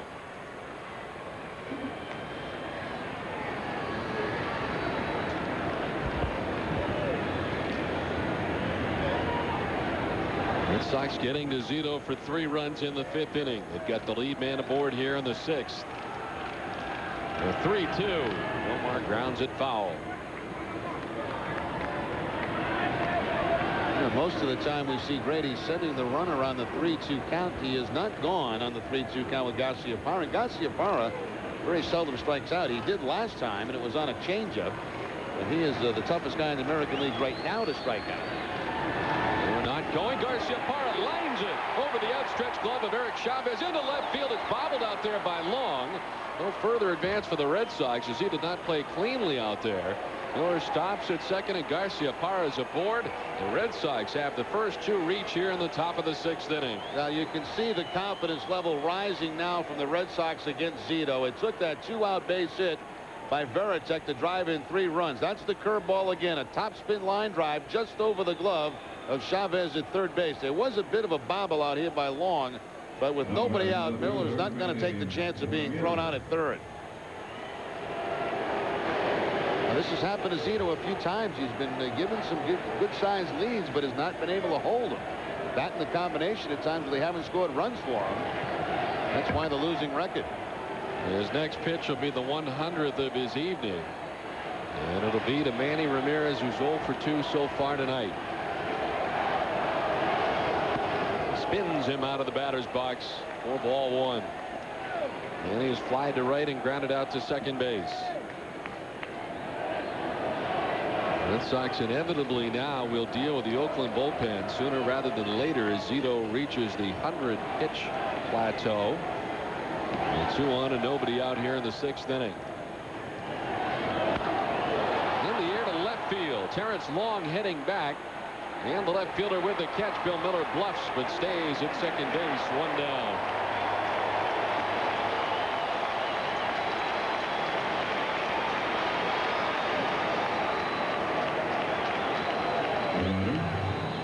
Designated hitter Kevin Millar. A frustrating evening for Manny Ramirez. He was out number 1 here in the 6th inning, and it brings up Kevin Millar. Flied out to left in the 2nd inning and walked in the 5th. .321 batting average with runners in scoring position, but here comes Ken Maka. Now, you mentioned Zito. He's coming off a complete game the last time out that he pitched against the Detroit Tigers. He's over the 100 pitches now, and it's going to be a pitching change as it looks like he's going to make the call for Bradford. So Zito is done, and Oakland will go to their bullpen. It's 5-3 A's.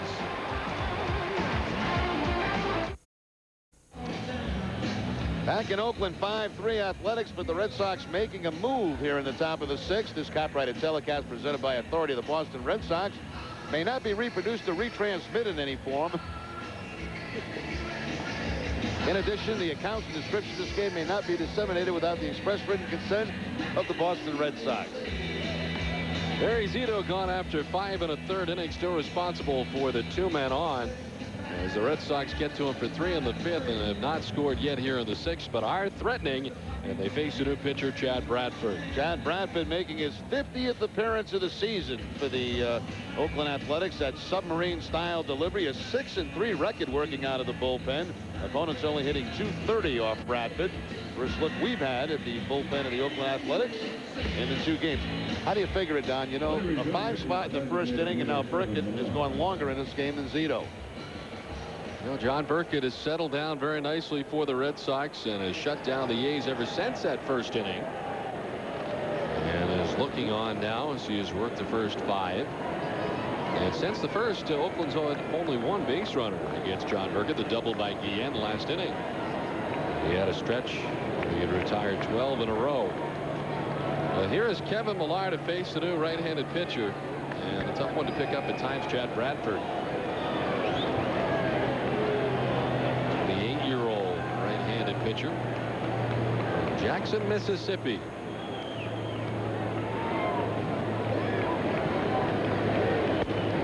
Strike 1 to Millar. Almost looks like he scrapes his knuckles on the mound when he delivers that pitch. Last year, Bradford a career high in terms of appearances. He pitched in 75 games, all out of the bullpen for the Oakland A's last year. And 2 saves, a 4-2 record, and a 3.11 earned run average in that 75 appearances.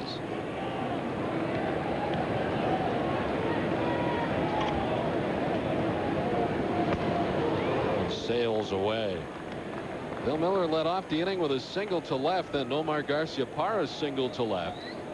Ramirez flied out to left field, and the Red Sox have Miller at second, Garcia Parra at first.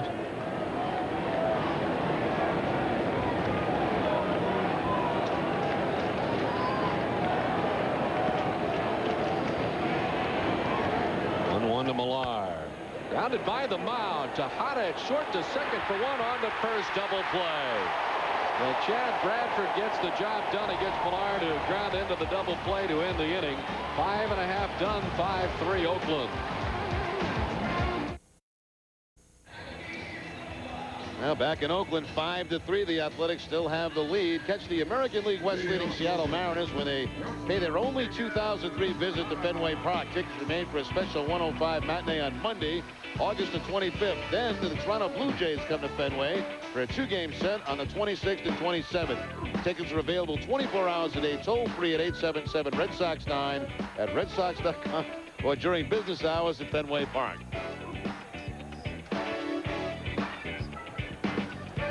John Burkett back on the mound to deal with Miguel Tejada, Rubio Durazo, and Ramon Hernandez here in the last half of the 6th inning.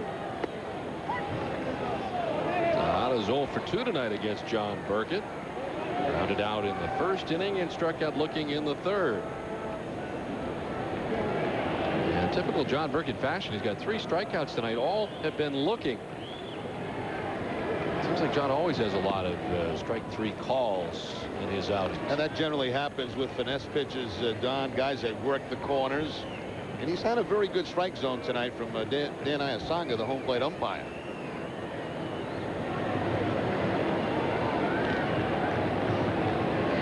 Tejada lines it into center field, a ringing single to begin things in the 6th inning.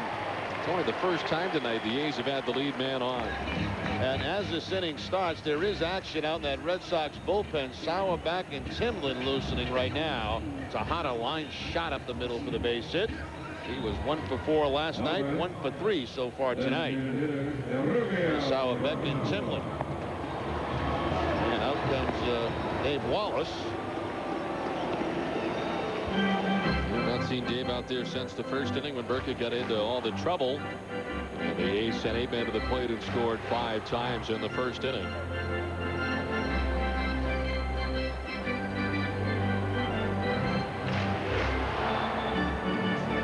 John Burkett has only thrown 84 pitches in his outing tonight.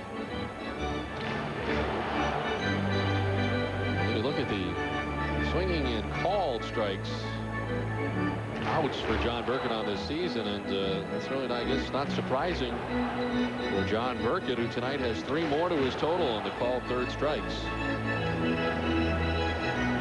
As up next to be Rubio Durazo, who's 1 for 2. He doubled and scored in the 1st, grounded out to shortstop in the 3rd inning.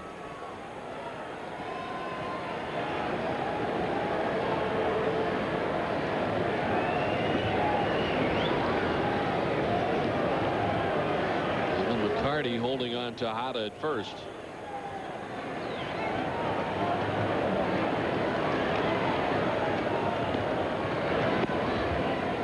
And this is for ball 1. Tejada 5 stolen bases. He's not been caught this season.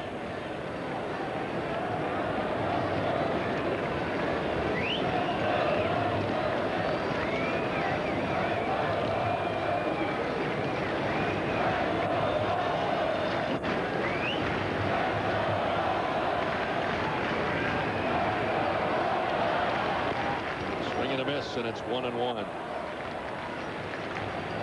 Rubio Durazo, one of the additions to the Oakland A's this season, of course, doing all of his work in the major leagues prior to Oakland in Arizona.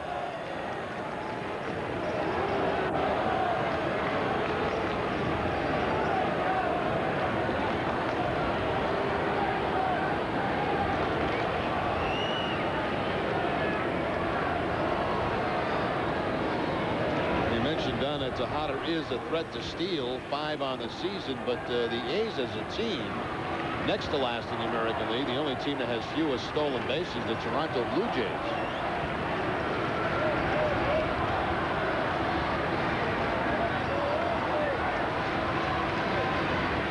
In the dirt, Veritek able to knock it down and stay in front of it. Back to the bag goes Tejada.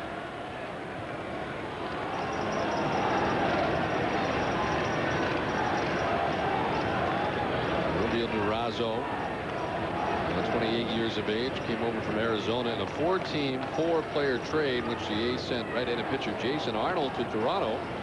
Toronto sent Felipe Lopez to Cincinnati. There's again. Elmer descends from Cincinnati, and then Durazo comes here to the Oakland A's. 4 years with the Arizona Diamondbacks. As that's in there for a strike. It's up now at 2-2 to Durazo.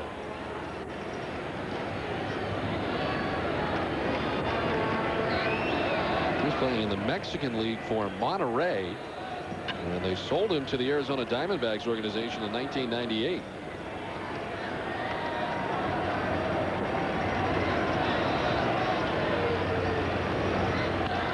On the ground, sharply to the backhand. Garciaparra, second for one. The throw to first base is going to be in time. Looked like Walker had a little trouble getting it out of the glove, but he still gets the job done. Well, I'll tell you what, boy, Nomar Garciaparra has played some kind of shortstop over the last couple of months, and it doesn't get any better than this right here. This is a rocket by Durazo spinning away from Nomar. He's able to reach out, make the play, give a good feed to Todd Walker at second base about eye high, and Walker turns over the double play. Huge play there by Garciaparra. Not only to get to that ball, but to give the type of feed he did to Walker, something he can handle and turn over for the double play. Ramon Hernandez is 1 for 2. He singled and scored on the first and struck out in the fourth. Gritty was talking about Nomar Garciaparra before the game and talking about his defense over the last month plus. He's really picked it up a notch. Well, I think, Don, you know, in all the years I've been watching, I think right now he's playing the best defense that I've ever seen him play. And making plays going to his right, to his left, charging the ball.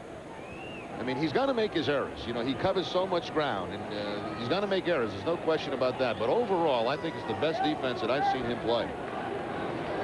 He's made a few gems here tonight, and this double play no different.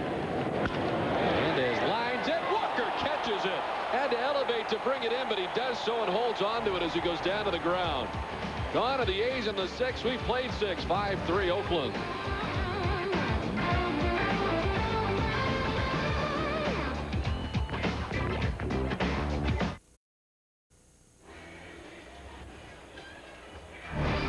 Boston Red Sox baseball and NESN is brought to you by Dodge, by Samuel Adams Boston Lager, and by Foxwoods Resort Casino.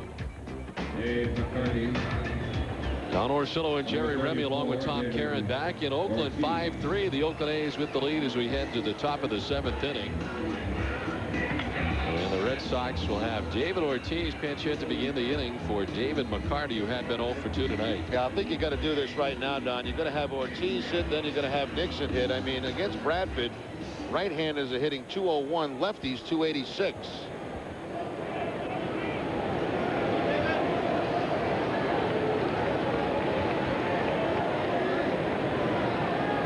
Ortiz 285, 16 homers and 60 runs batted in, but David has struggled lately, which actually had him on the bench tonight with a night off until now. It's just 2 for his last 19, David Ortiz. In the last 5 games, and he takes strike 1.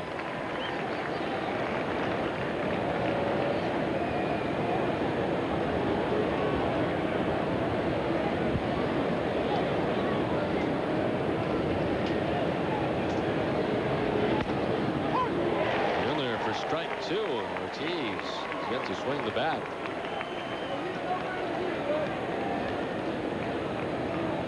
David likely to be taking over at first base. McCarty had been there tonight. He's 0 for 2 with a fly out to left and a strikeout.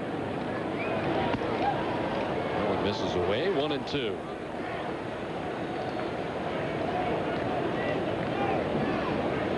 $26,823 on hand here tonight in Oakland for game 2 of this 4-game series between the Red Sox and the A's.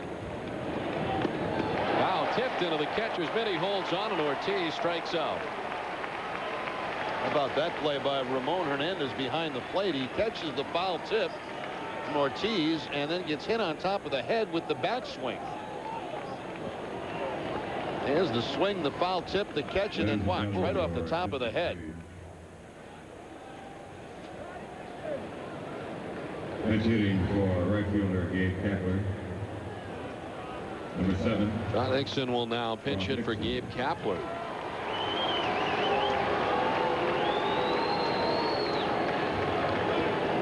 At 312, 22 homers and 72 runs batted in.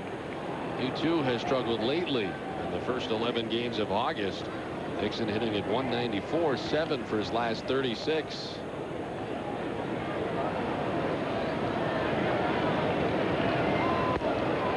Take strike one from Bradford, who's been very good since coming on. Now we see Sauerbeck continue to throw in the Red Sox bullpen, so he may be coming on in the 7th. You get two of the 3 hitters next inning are left-handed.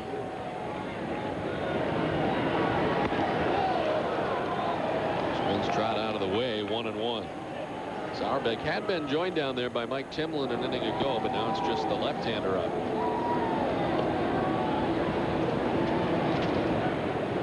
John Burkett has gone the first 6 innings tonight for the Red Sox. In there for a strike. Such a different look from Chad Bradford. The submarine style. It really does look like he is down there by the base of the mound by the time he lets it go. Strike 3 to Nixon. Back-to-back strikeout for Bradford. Wow. Both pitch hitters down by way of the K, and Nixon's been ejected.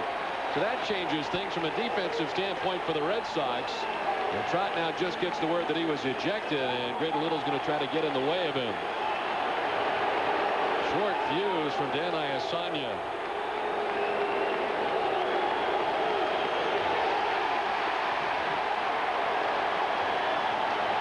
Grady has now been tossed on top of Nixon.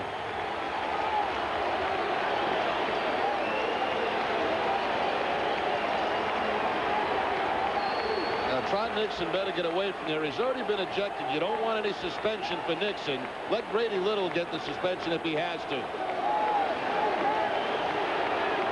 What in the world did he throw him out for? I don't know. He was walking away and he clearly said something, but apparently it was enough. Wow. I mean, that stuff goes on all the time. That's a short fuse.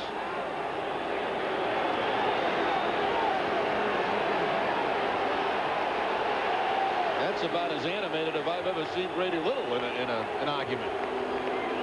Well, his first 2 nights have certainly frustrated him, and getting a little of that out here, I'm sure. Well, let's take another look at the replay. Now, there's the pitch. A fastball that is inside corner. Looks like a pretty good pitch. The strikeout call. Let's see if we can keep this running here and stay with Nixon. Apparently doesn't like the swing, says something, and immediately is thrown out of the ball game, and Nixon didn't even know he was thrown out. Bang, right there. As soon as he took his head away from him and looked towards the dugout is when he ran him from the game. And then Iasani started walking away, and then Nixon wanted confirmation that he had been ejected. He was looking back. That's as quick an ejection as you will ever see. Well, I can tell you there are certain things you don't say, and apparently one of those things must have come out of the mouth of Nixon to get thrown out that quickly. Yeah. Walker 0 for 1 with a walk as he takes a strike from Bradford. What look is that? Definitely said something though on the way out. Trying to find out if he had gotten thrown out.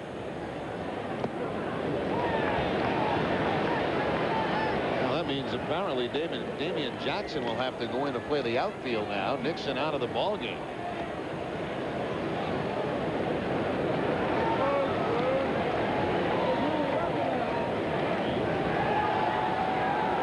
The Red Sox pinch hit Ortiz and Nixon to begin things here in the top of the 7th. Both strike out. And Nixon ejected from the game. As was Grady Little. Strike in there to Walker, and he is disagreeing with home plate umpire Dan Iasanya as well. Well, Red Sox here are going to have to be very careful on what they say now to Iasanya, because he's in the mood right now to throw everybody out. You want to let this thing get out of hand if you're a Red Sox player. Now they need you in the game.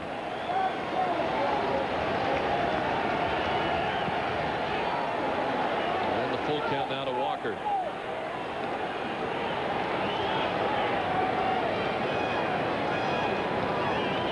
Sauerbeck just looking on from the Red Sox bullpen as it appears he'll be on next inning.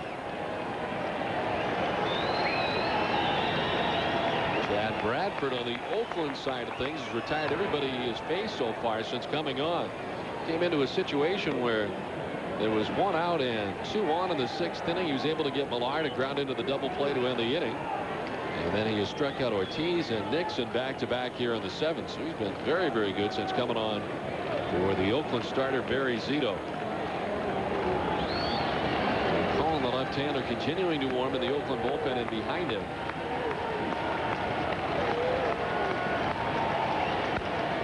To center field, Singleton is there. There is out number 3. It's a 1-2-3 top of the 7th for Chad Bradford. 7th inning stretch, 5-3 Oakland.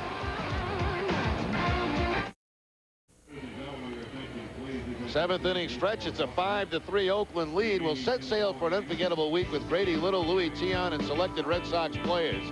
It's the Red Sox cruise January 18th through the 25th aboard Celebrity Cruise Line Millennium. Departing from Fort Lauderdale with stops in Puerto Rico, the Dominican Republic, St. Thomas, and the Bahamas. For more information, call 1-800-421-0650.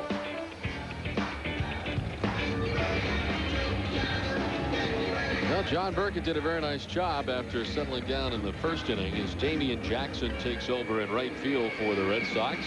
David Ortiz at first as expected, and the new pitcher is Scott Sauerbeck. Sauerbeck making his 9th appearance for the Red Sox. He's worked a total of 3 2/3, 4 hits and no earned runs, 4 walks and 4 strikeouts his last outing Friday against the Orioles. That was game 1 of the day-night doubleheader, 2/3 of an inning in that ballgame. Burkett goes 6 innings tonight, giving up 7 hits, 5 runs, all of them coming in the 1st inning. He didn't walk anybody, and he struck out 3. Long leads it off here at the bottom of the 7th inning. And the only extra player now left for the Red Sox is Doug Mirabelli, the catcher. With Nixon being tossed out of the game, Jackson goes into right field.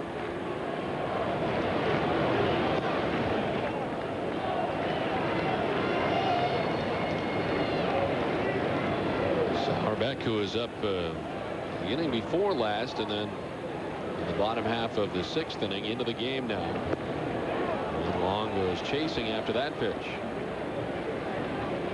Long homered last night. He's homered again tonight. A 2-run shot in the 1st inning off John Burkett as part of that 5-run Oakland first. They had not scored since.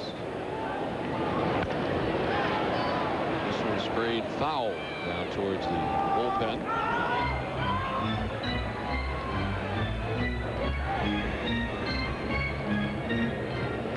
Terrence Long, Mark Ellis, and Chris Singleton to bat here in the bottom half of the 7th inning for the A's.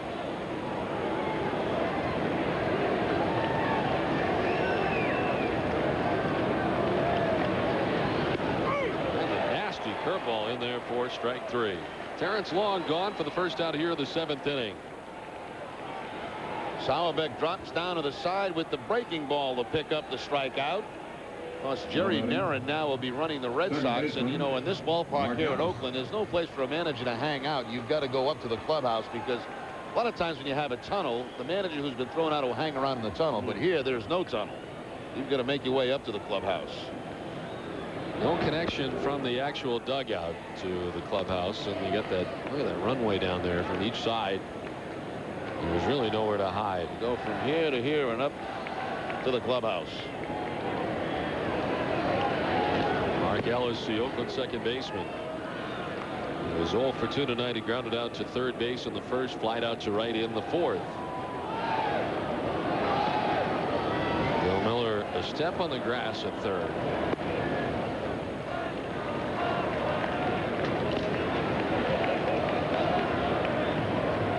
John Burkett leaves tonight. He is on the hook after that 5-run 1st inning. Came into the outing tonight at 9-5, looking for his 10th win of the year. He won't get it this time. Red Sox have further action in the bullpen. Timlin had been up earlier. Timlin is up again. Grounded to 3rd. Bill Miller is there. The throw to Ortiz, and there's 2 down.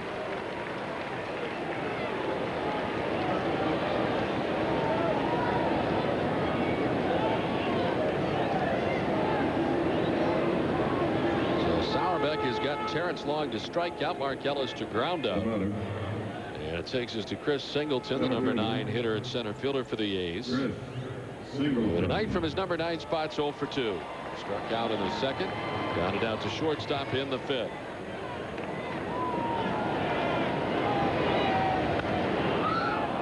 Foul off the left side.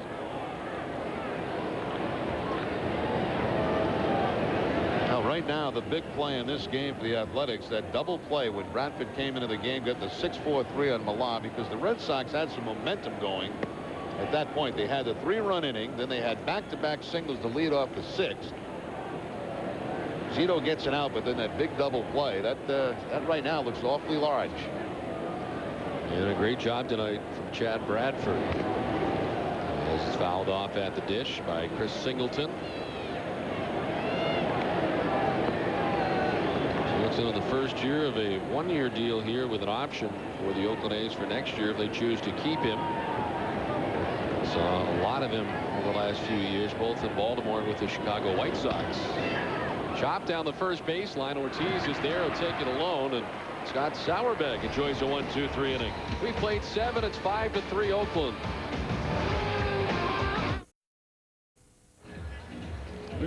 Welcome back. Top of the 8th, 5-3 Oakland leading this one. Time for our Citizens Bank. Not your typical fans. They're from Canton, Mass. Steve, Stevie, and Matt, along with their friend Mike.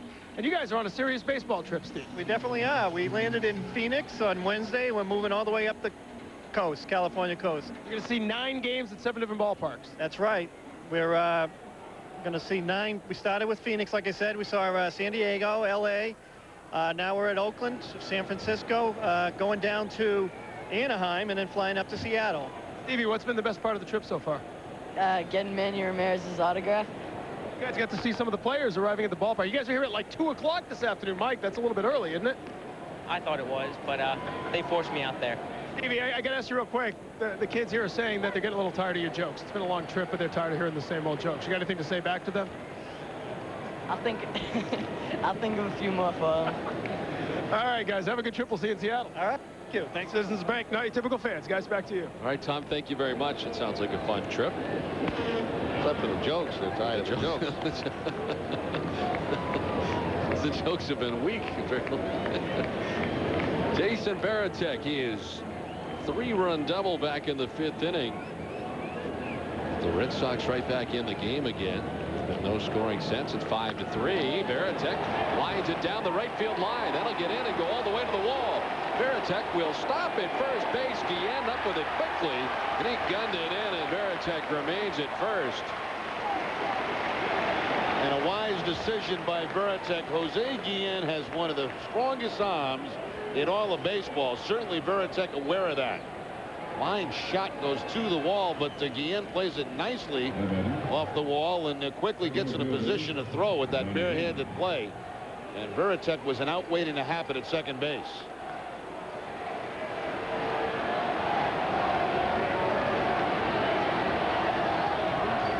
Second straight inning, the Red Sox have had the lead man on. And the 4th time in the game, with 9 outfield assists this season for Guillen with the Cincinnati Reds before coming here. Rick Peterson, the pitching coach, coming out here for the Oakland A's.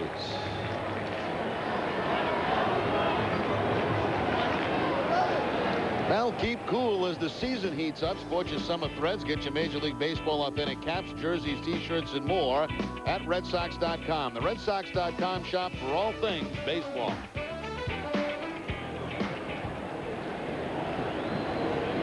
Oakland with right-handed action now in the bullpen down there as they have the closer up. In the 8th inning with nobody out, Keith Fulton, what a season he has had. He actually started throwing as Bradford did to make his warm-up throws this inning.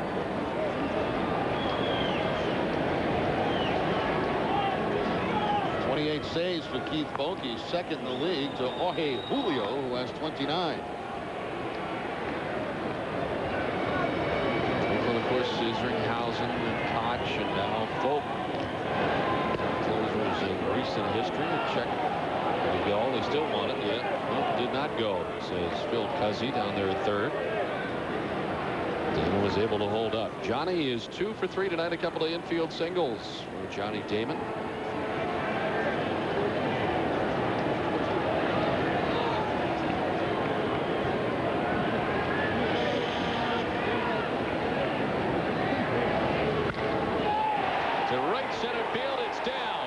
Veritek will head for second and beyond.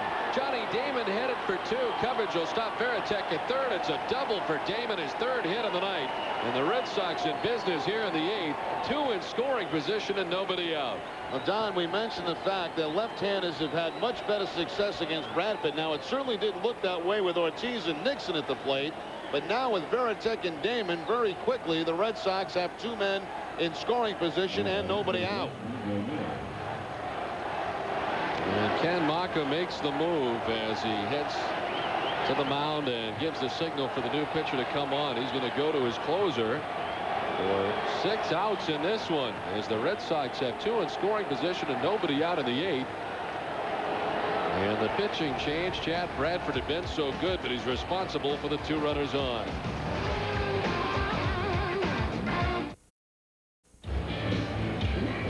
Back in Oakland, Chad Bradford works an inning in 2/3, giving up the 2 hits here in the inning, and he leaves responsible for the runners at second and third. He turns things over to the Oakland closer, Keith Foulke.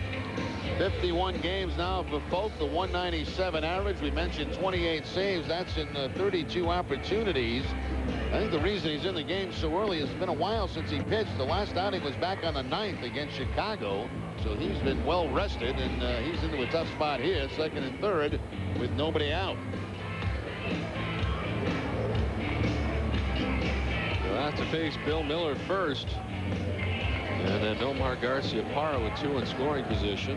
Mentioned that he is second to Jorge Julio, who the Red Sox certainly saw over the weekend. As Julio came on, ended up striking out Nomar Garciaparra with the bases loaded in the final game of that series against the Orioles.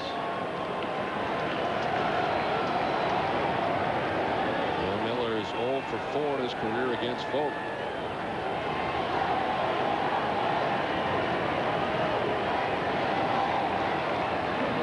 Foulke, 30 years of age. Strike 1 to Bill Miller. A lot of strikeouts for Foulke on the season. 63 in 60 innings. As the Chicago White Sox closer, 34 saves in 2000, 42 saves in 2001, 11 last year for the White Sox. Swing foul. That's 0-2. That's a very effective pitch for him right there. The changeup, fastball, breaking ball, changeup.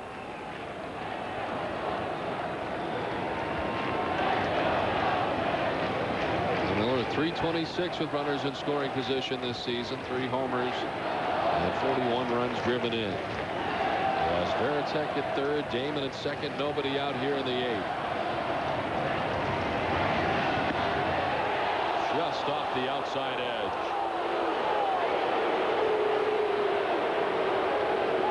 26,823 wanted it here in Oakland.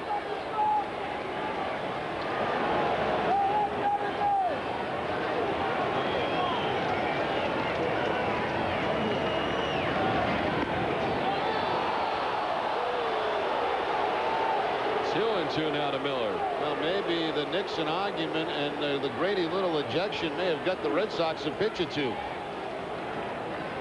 Oh, pitch is very close.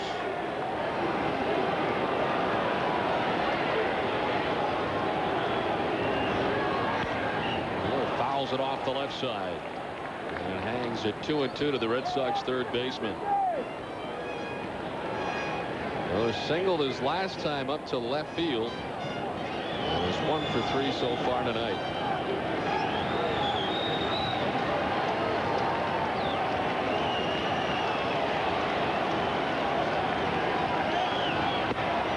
Away, and it's a full count. Foulke missing 92 miles per hour that time. First base is open, and the Red Sox have Nomar Garciaparra waiting on deck.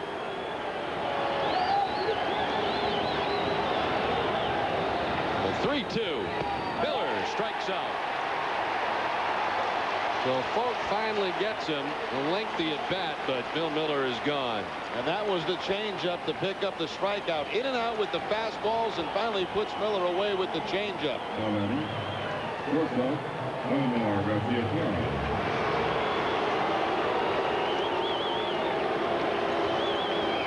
One down for Garcia. Parra singled his last time up. Nomar 1 for 3 tonight. 1 for 7 against Folk in his career. Red Sox with a golden opportunity here in the 8th. Nomar lays it to Chavez at third from number 2. So the Red Sox have runners at second and third, nobody out. There's runners at second and third with 2 down. Sometimes it's just out of your hands. You hit the ball hard, but you hit it right at somebody, right at Chavez for the second out of the inning. A sinking line drive. Chavez looking around, see if there's a double play possibility. There was not.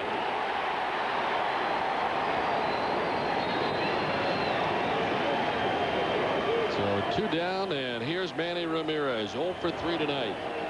Wide out twice and is grounded out.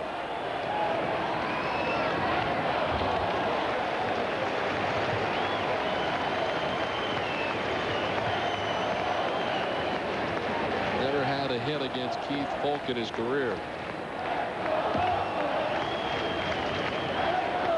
Veritek single to begin the inning to right. Damon doubled.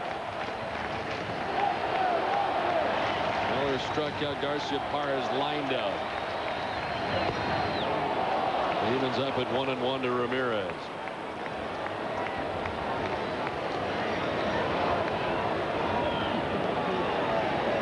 Spending 6 years with the Chicago White Sox, reached the big leagues for the first time, 97. The San Francisco Giants. First year with the A's. 2-1 now to Ramirez. Back-to-back changeups to Manny after that first pitch fastball that Ramirez fouled off.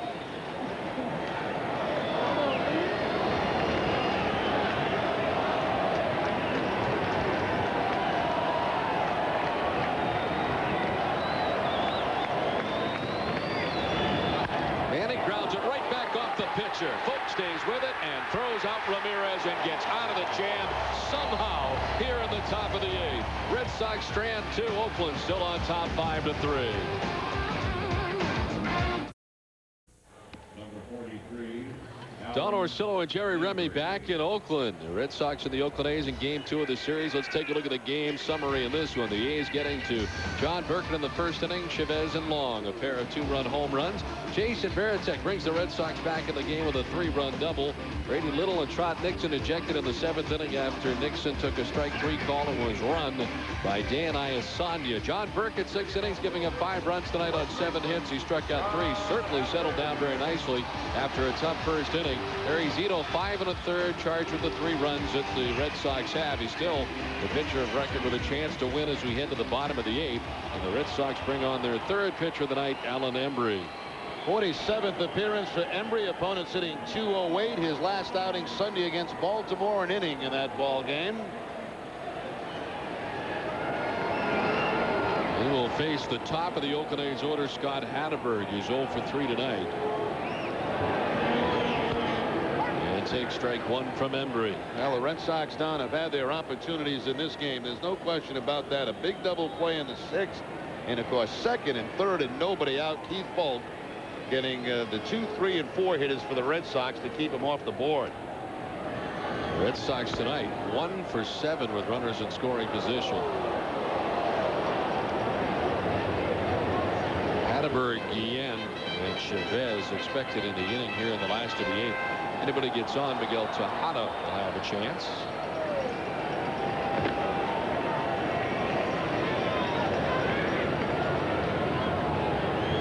Embry's 0-2. Coming in at 95 miles per hour.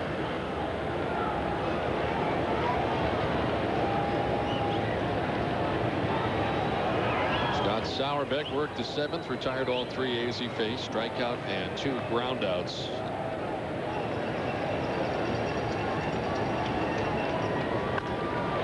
Lifted in the air down the left field line. Ramirez started over, now coming on full bore to foul ground, and man, he can't make the catch. Got a bad jump out there in left field, and he's not able to run it down. He almost looked like a wide receiver that ran the wrong pattern or something going after a pass. A very late break for Manny, and then kind of a strange direction toward that ball. Can't make the play.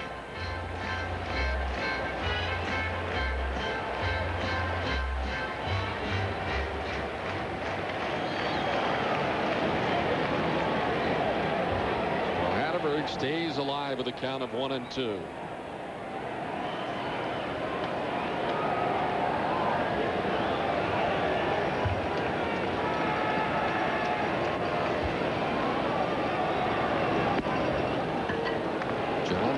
Who was roughed up in the first inning. Oakland getting all of their runs in the first, then went on to retire the next 12 in a row. Oakland did not get another hit until the 5th. Burke on the hook tonight, despite pitching very well after the first inning. Chopped right side. Ortiz is there. He'll need Embry, and Allen gets over to cover and to retire Hatterberg. Well, now it's time for the Sam Adams good decision of the game. The good decision by Ken Marker to remove Zito with 1 out in the 6th inning. He brings in Bradford, and they get a quick double play. That's at a stage in the game when the Red Sox had some momentum going. Sam Adams, when you're ready for a tasty brew, always a good decision.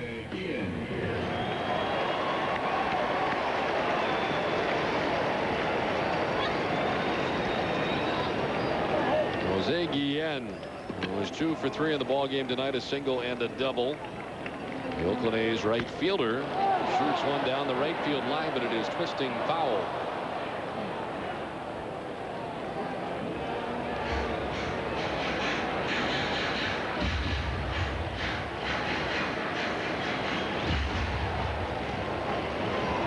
A very frustrating series so far for the Red Sox.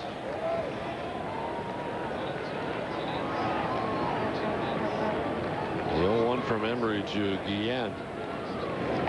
Up and away. Evens up at 1-1. Looking ahead to the top of the 9th inning, Red Sox will be expecting in the inning Kevin Millar, David Ortiz, and Damian Jackson. Expected to bat in the inning, and again, Red Sox with only Doug Mirabelli on the bench now.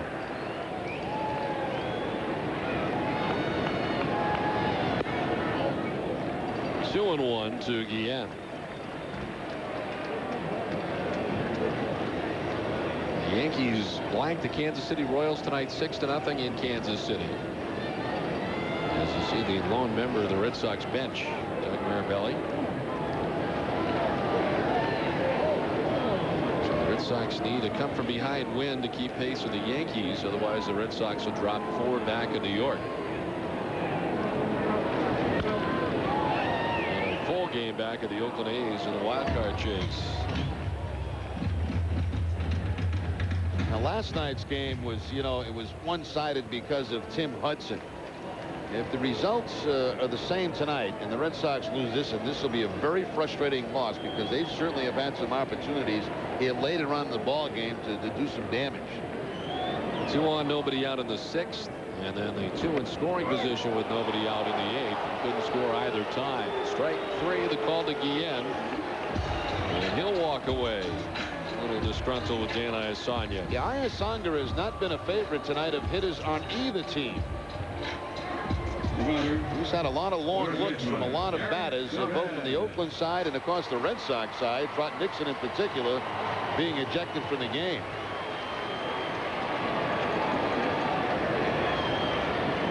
Eric Chavez hit a 2-run home run in the first inning. Since then has grounded out twice. 1 for 3 tonight. Devers had that good velocity again tonight. That pitch at 96 miles per hour. Chavez only a 189 hitter on the season against left-handed pitching.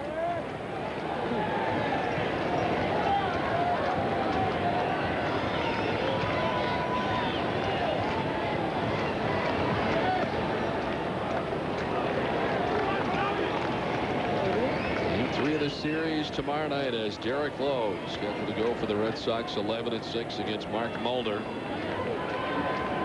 Oakland lefty. Mulder 15-8. with a 2.94 earned run average. Swing and a miss from Chavez.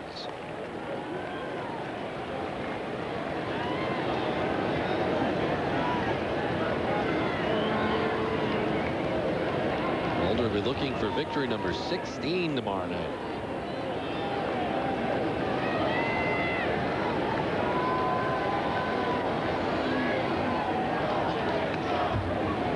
And fouls it back to the backstop. Still 1-2 to Chavez. 2 down in the inning. Miguel Tejada waits on deck. Oakland A's went to their closer with 2 in scoring position and nobody out. Essentially trying to get 6 outs. You got the first 3 pretty quickly. Miller, Garcia Parra, and Ramirez. The Red Sox strand 2 in scoring position in the 8th. 2-2 now to Chavez.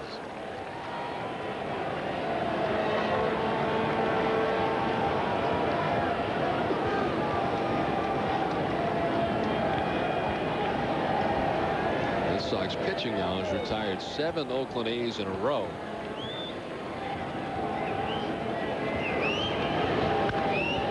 Popped up foul off third. Bill Miller gives chase, but it's back and out of play behind the Oakland dugout. Veritek gave a little chase as well.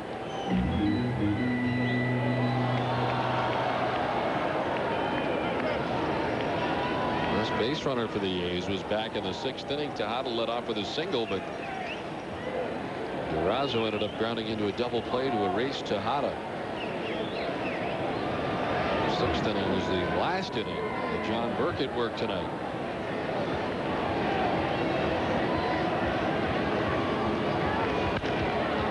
Down the left field line, but bending foul. In the seats down there, and the chase is on. Looks like a crime scene down there with all that yellow tape. What did they block off down there? A whole section, it looks like.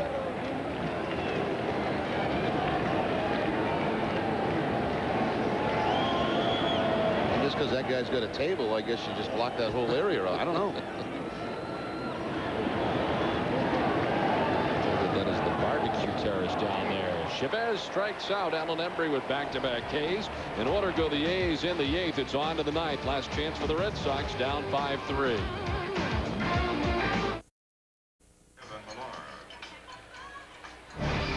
Boston Red Sox baseball on NESN is brought to you by Southwest Airlines, by New England Ford dealers, by the Bone and Joint Center, Caritas St. Elizabeth, where you don't have to be an all-star to be treated like one.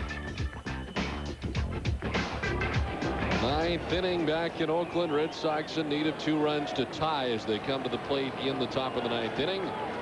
Kevin Millar leads it off against the Oakland closer Keith Foulke. Retired all 3 Red Sox he faced when coming on in the 8th. Millar lines it to left, long moving over, and he makes the running catch. Goes into the hook slide and holds onto the baseball for out number 1. Terrence Long was perfectly positioned out in left field. He was playing Millar slightly to pull, and he got a great jump on this line drive. It looked like it was going to be down the line for a double. Nope. There's Terrence Long making the catch, and it doesn't hurt the fact that he's a left-hander. Didn't have to go across his body to make that catch.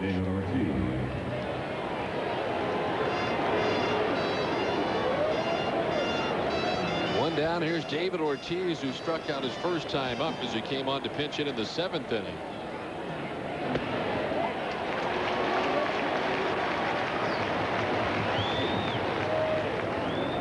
Pinch hit for David McCarty in the 7th. McCarty had been 0 for 2 in his first start in a Red Sox uniform tonight.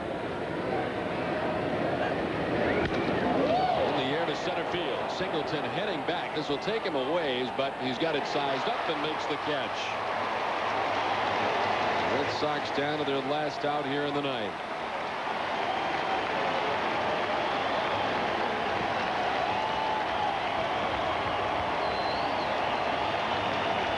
Damian Jackson batting for the first time tonight. Nixon had batted for Gabe Kapler in the 7th, struck out and was ejected. And Maka and the Oakland A's trying to take the first 2 games of this 4-game series.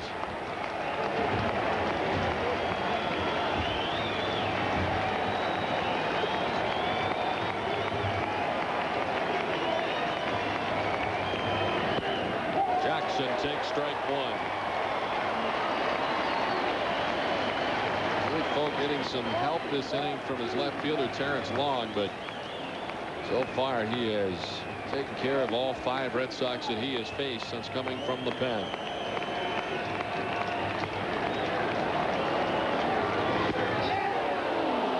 He was asked to get 6 outs and he's got 5 of them so far.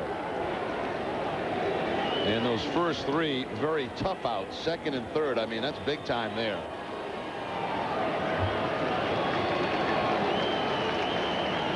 The 1-1 to Jackson. In the air to right field. Guillen is there. And the Oakland A's have taken the first 2 games of this 4-game series. Very frustrating affair tonight for the Red Sox. They had their chances late in the game, but the A's have taken the first 2 of this series as they win tonight 5-3.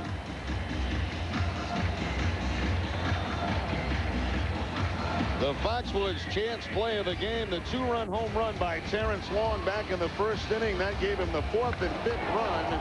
They did not score after that, but that's all they needed in this ball game tonight. The Foxwoods chance play of the game. I mentioned earlier the Yankees had already won, so the Red Sox will fall 4 games back of the New York Yankees tonight, and of course a game back now to the Oakland Athletics in the wild card. The winning pitcher is Barry Zito. He is 9-10. The losing pitcher is John Burkett, who falls to 9-6 in the save. Keith Folk is 29th of the year, which will tie him with Jorge Julio at the top of the list in the American League in saves. And a very frustrating night tonight, Jerry, for the Red Sox. They had their chances. I guess we'll start with John Burkett first. A very tough first inning, but he certainly settled down after that. It really was, Don. You know, first of all, you can't spot Oakland 5 runs with the kind of pitching that they have, but the Red Sox did have their chances in this game tonight, and some great relief work by Chad Bradford to get the double play. And of course, Folk coming in with 2nd and 3rd and nobody out. And the Red Sox have their 2, 3, and 4 hitters coming up in that situation, and they can't get a hit to bring those runs home. This is much tougher than last night. Last night, the guy just stuck it to you. Pitched great baseball. The Red Sox had a chance in this game tonight, couldn't get it done. Once again, the final score, the A's 5, the Red Sox 3. Jerry Remy, this is Don Orsillo saying so long from Oakland.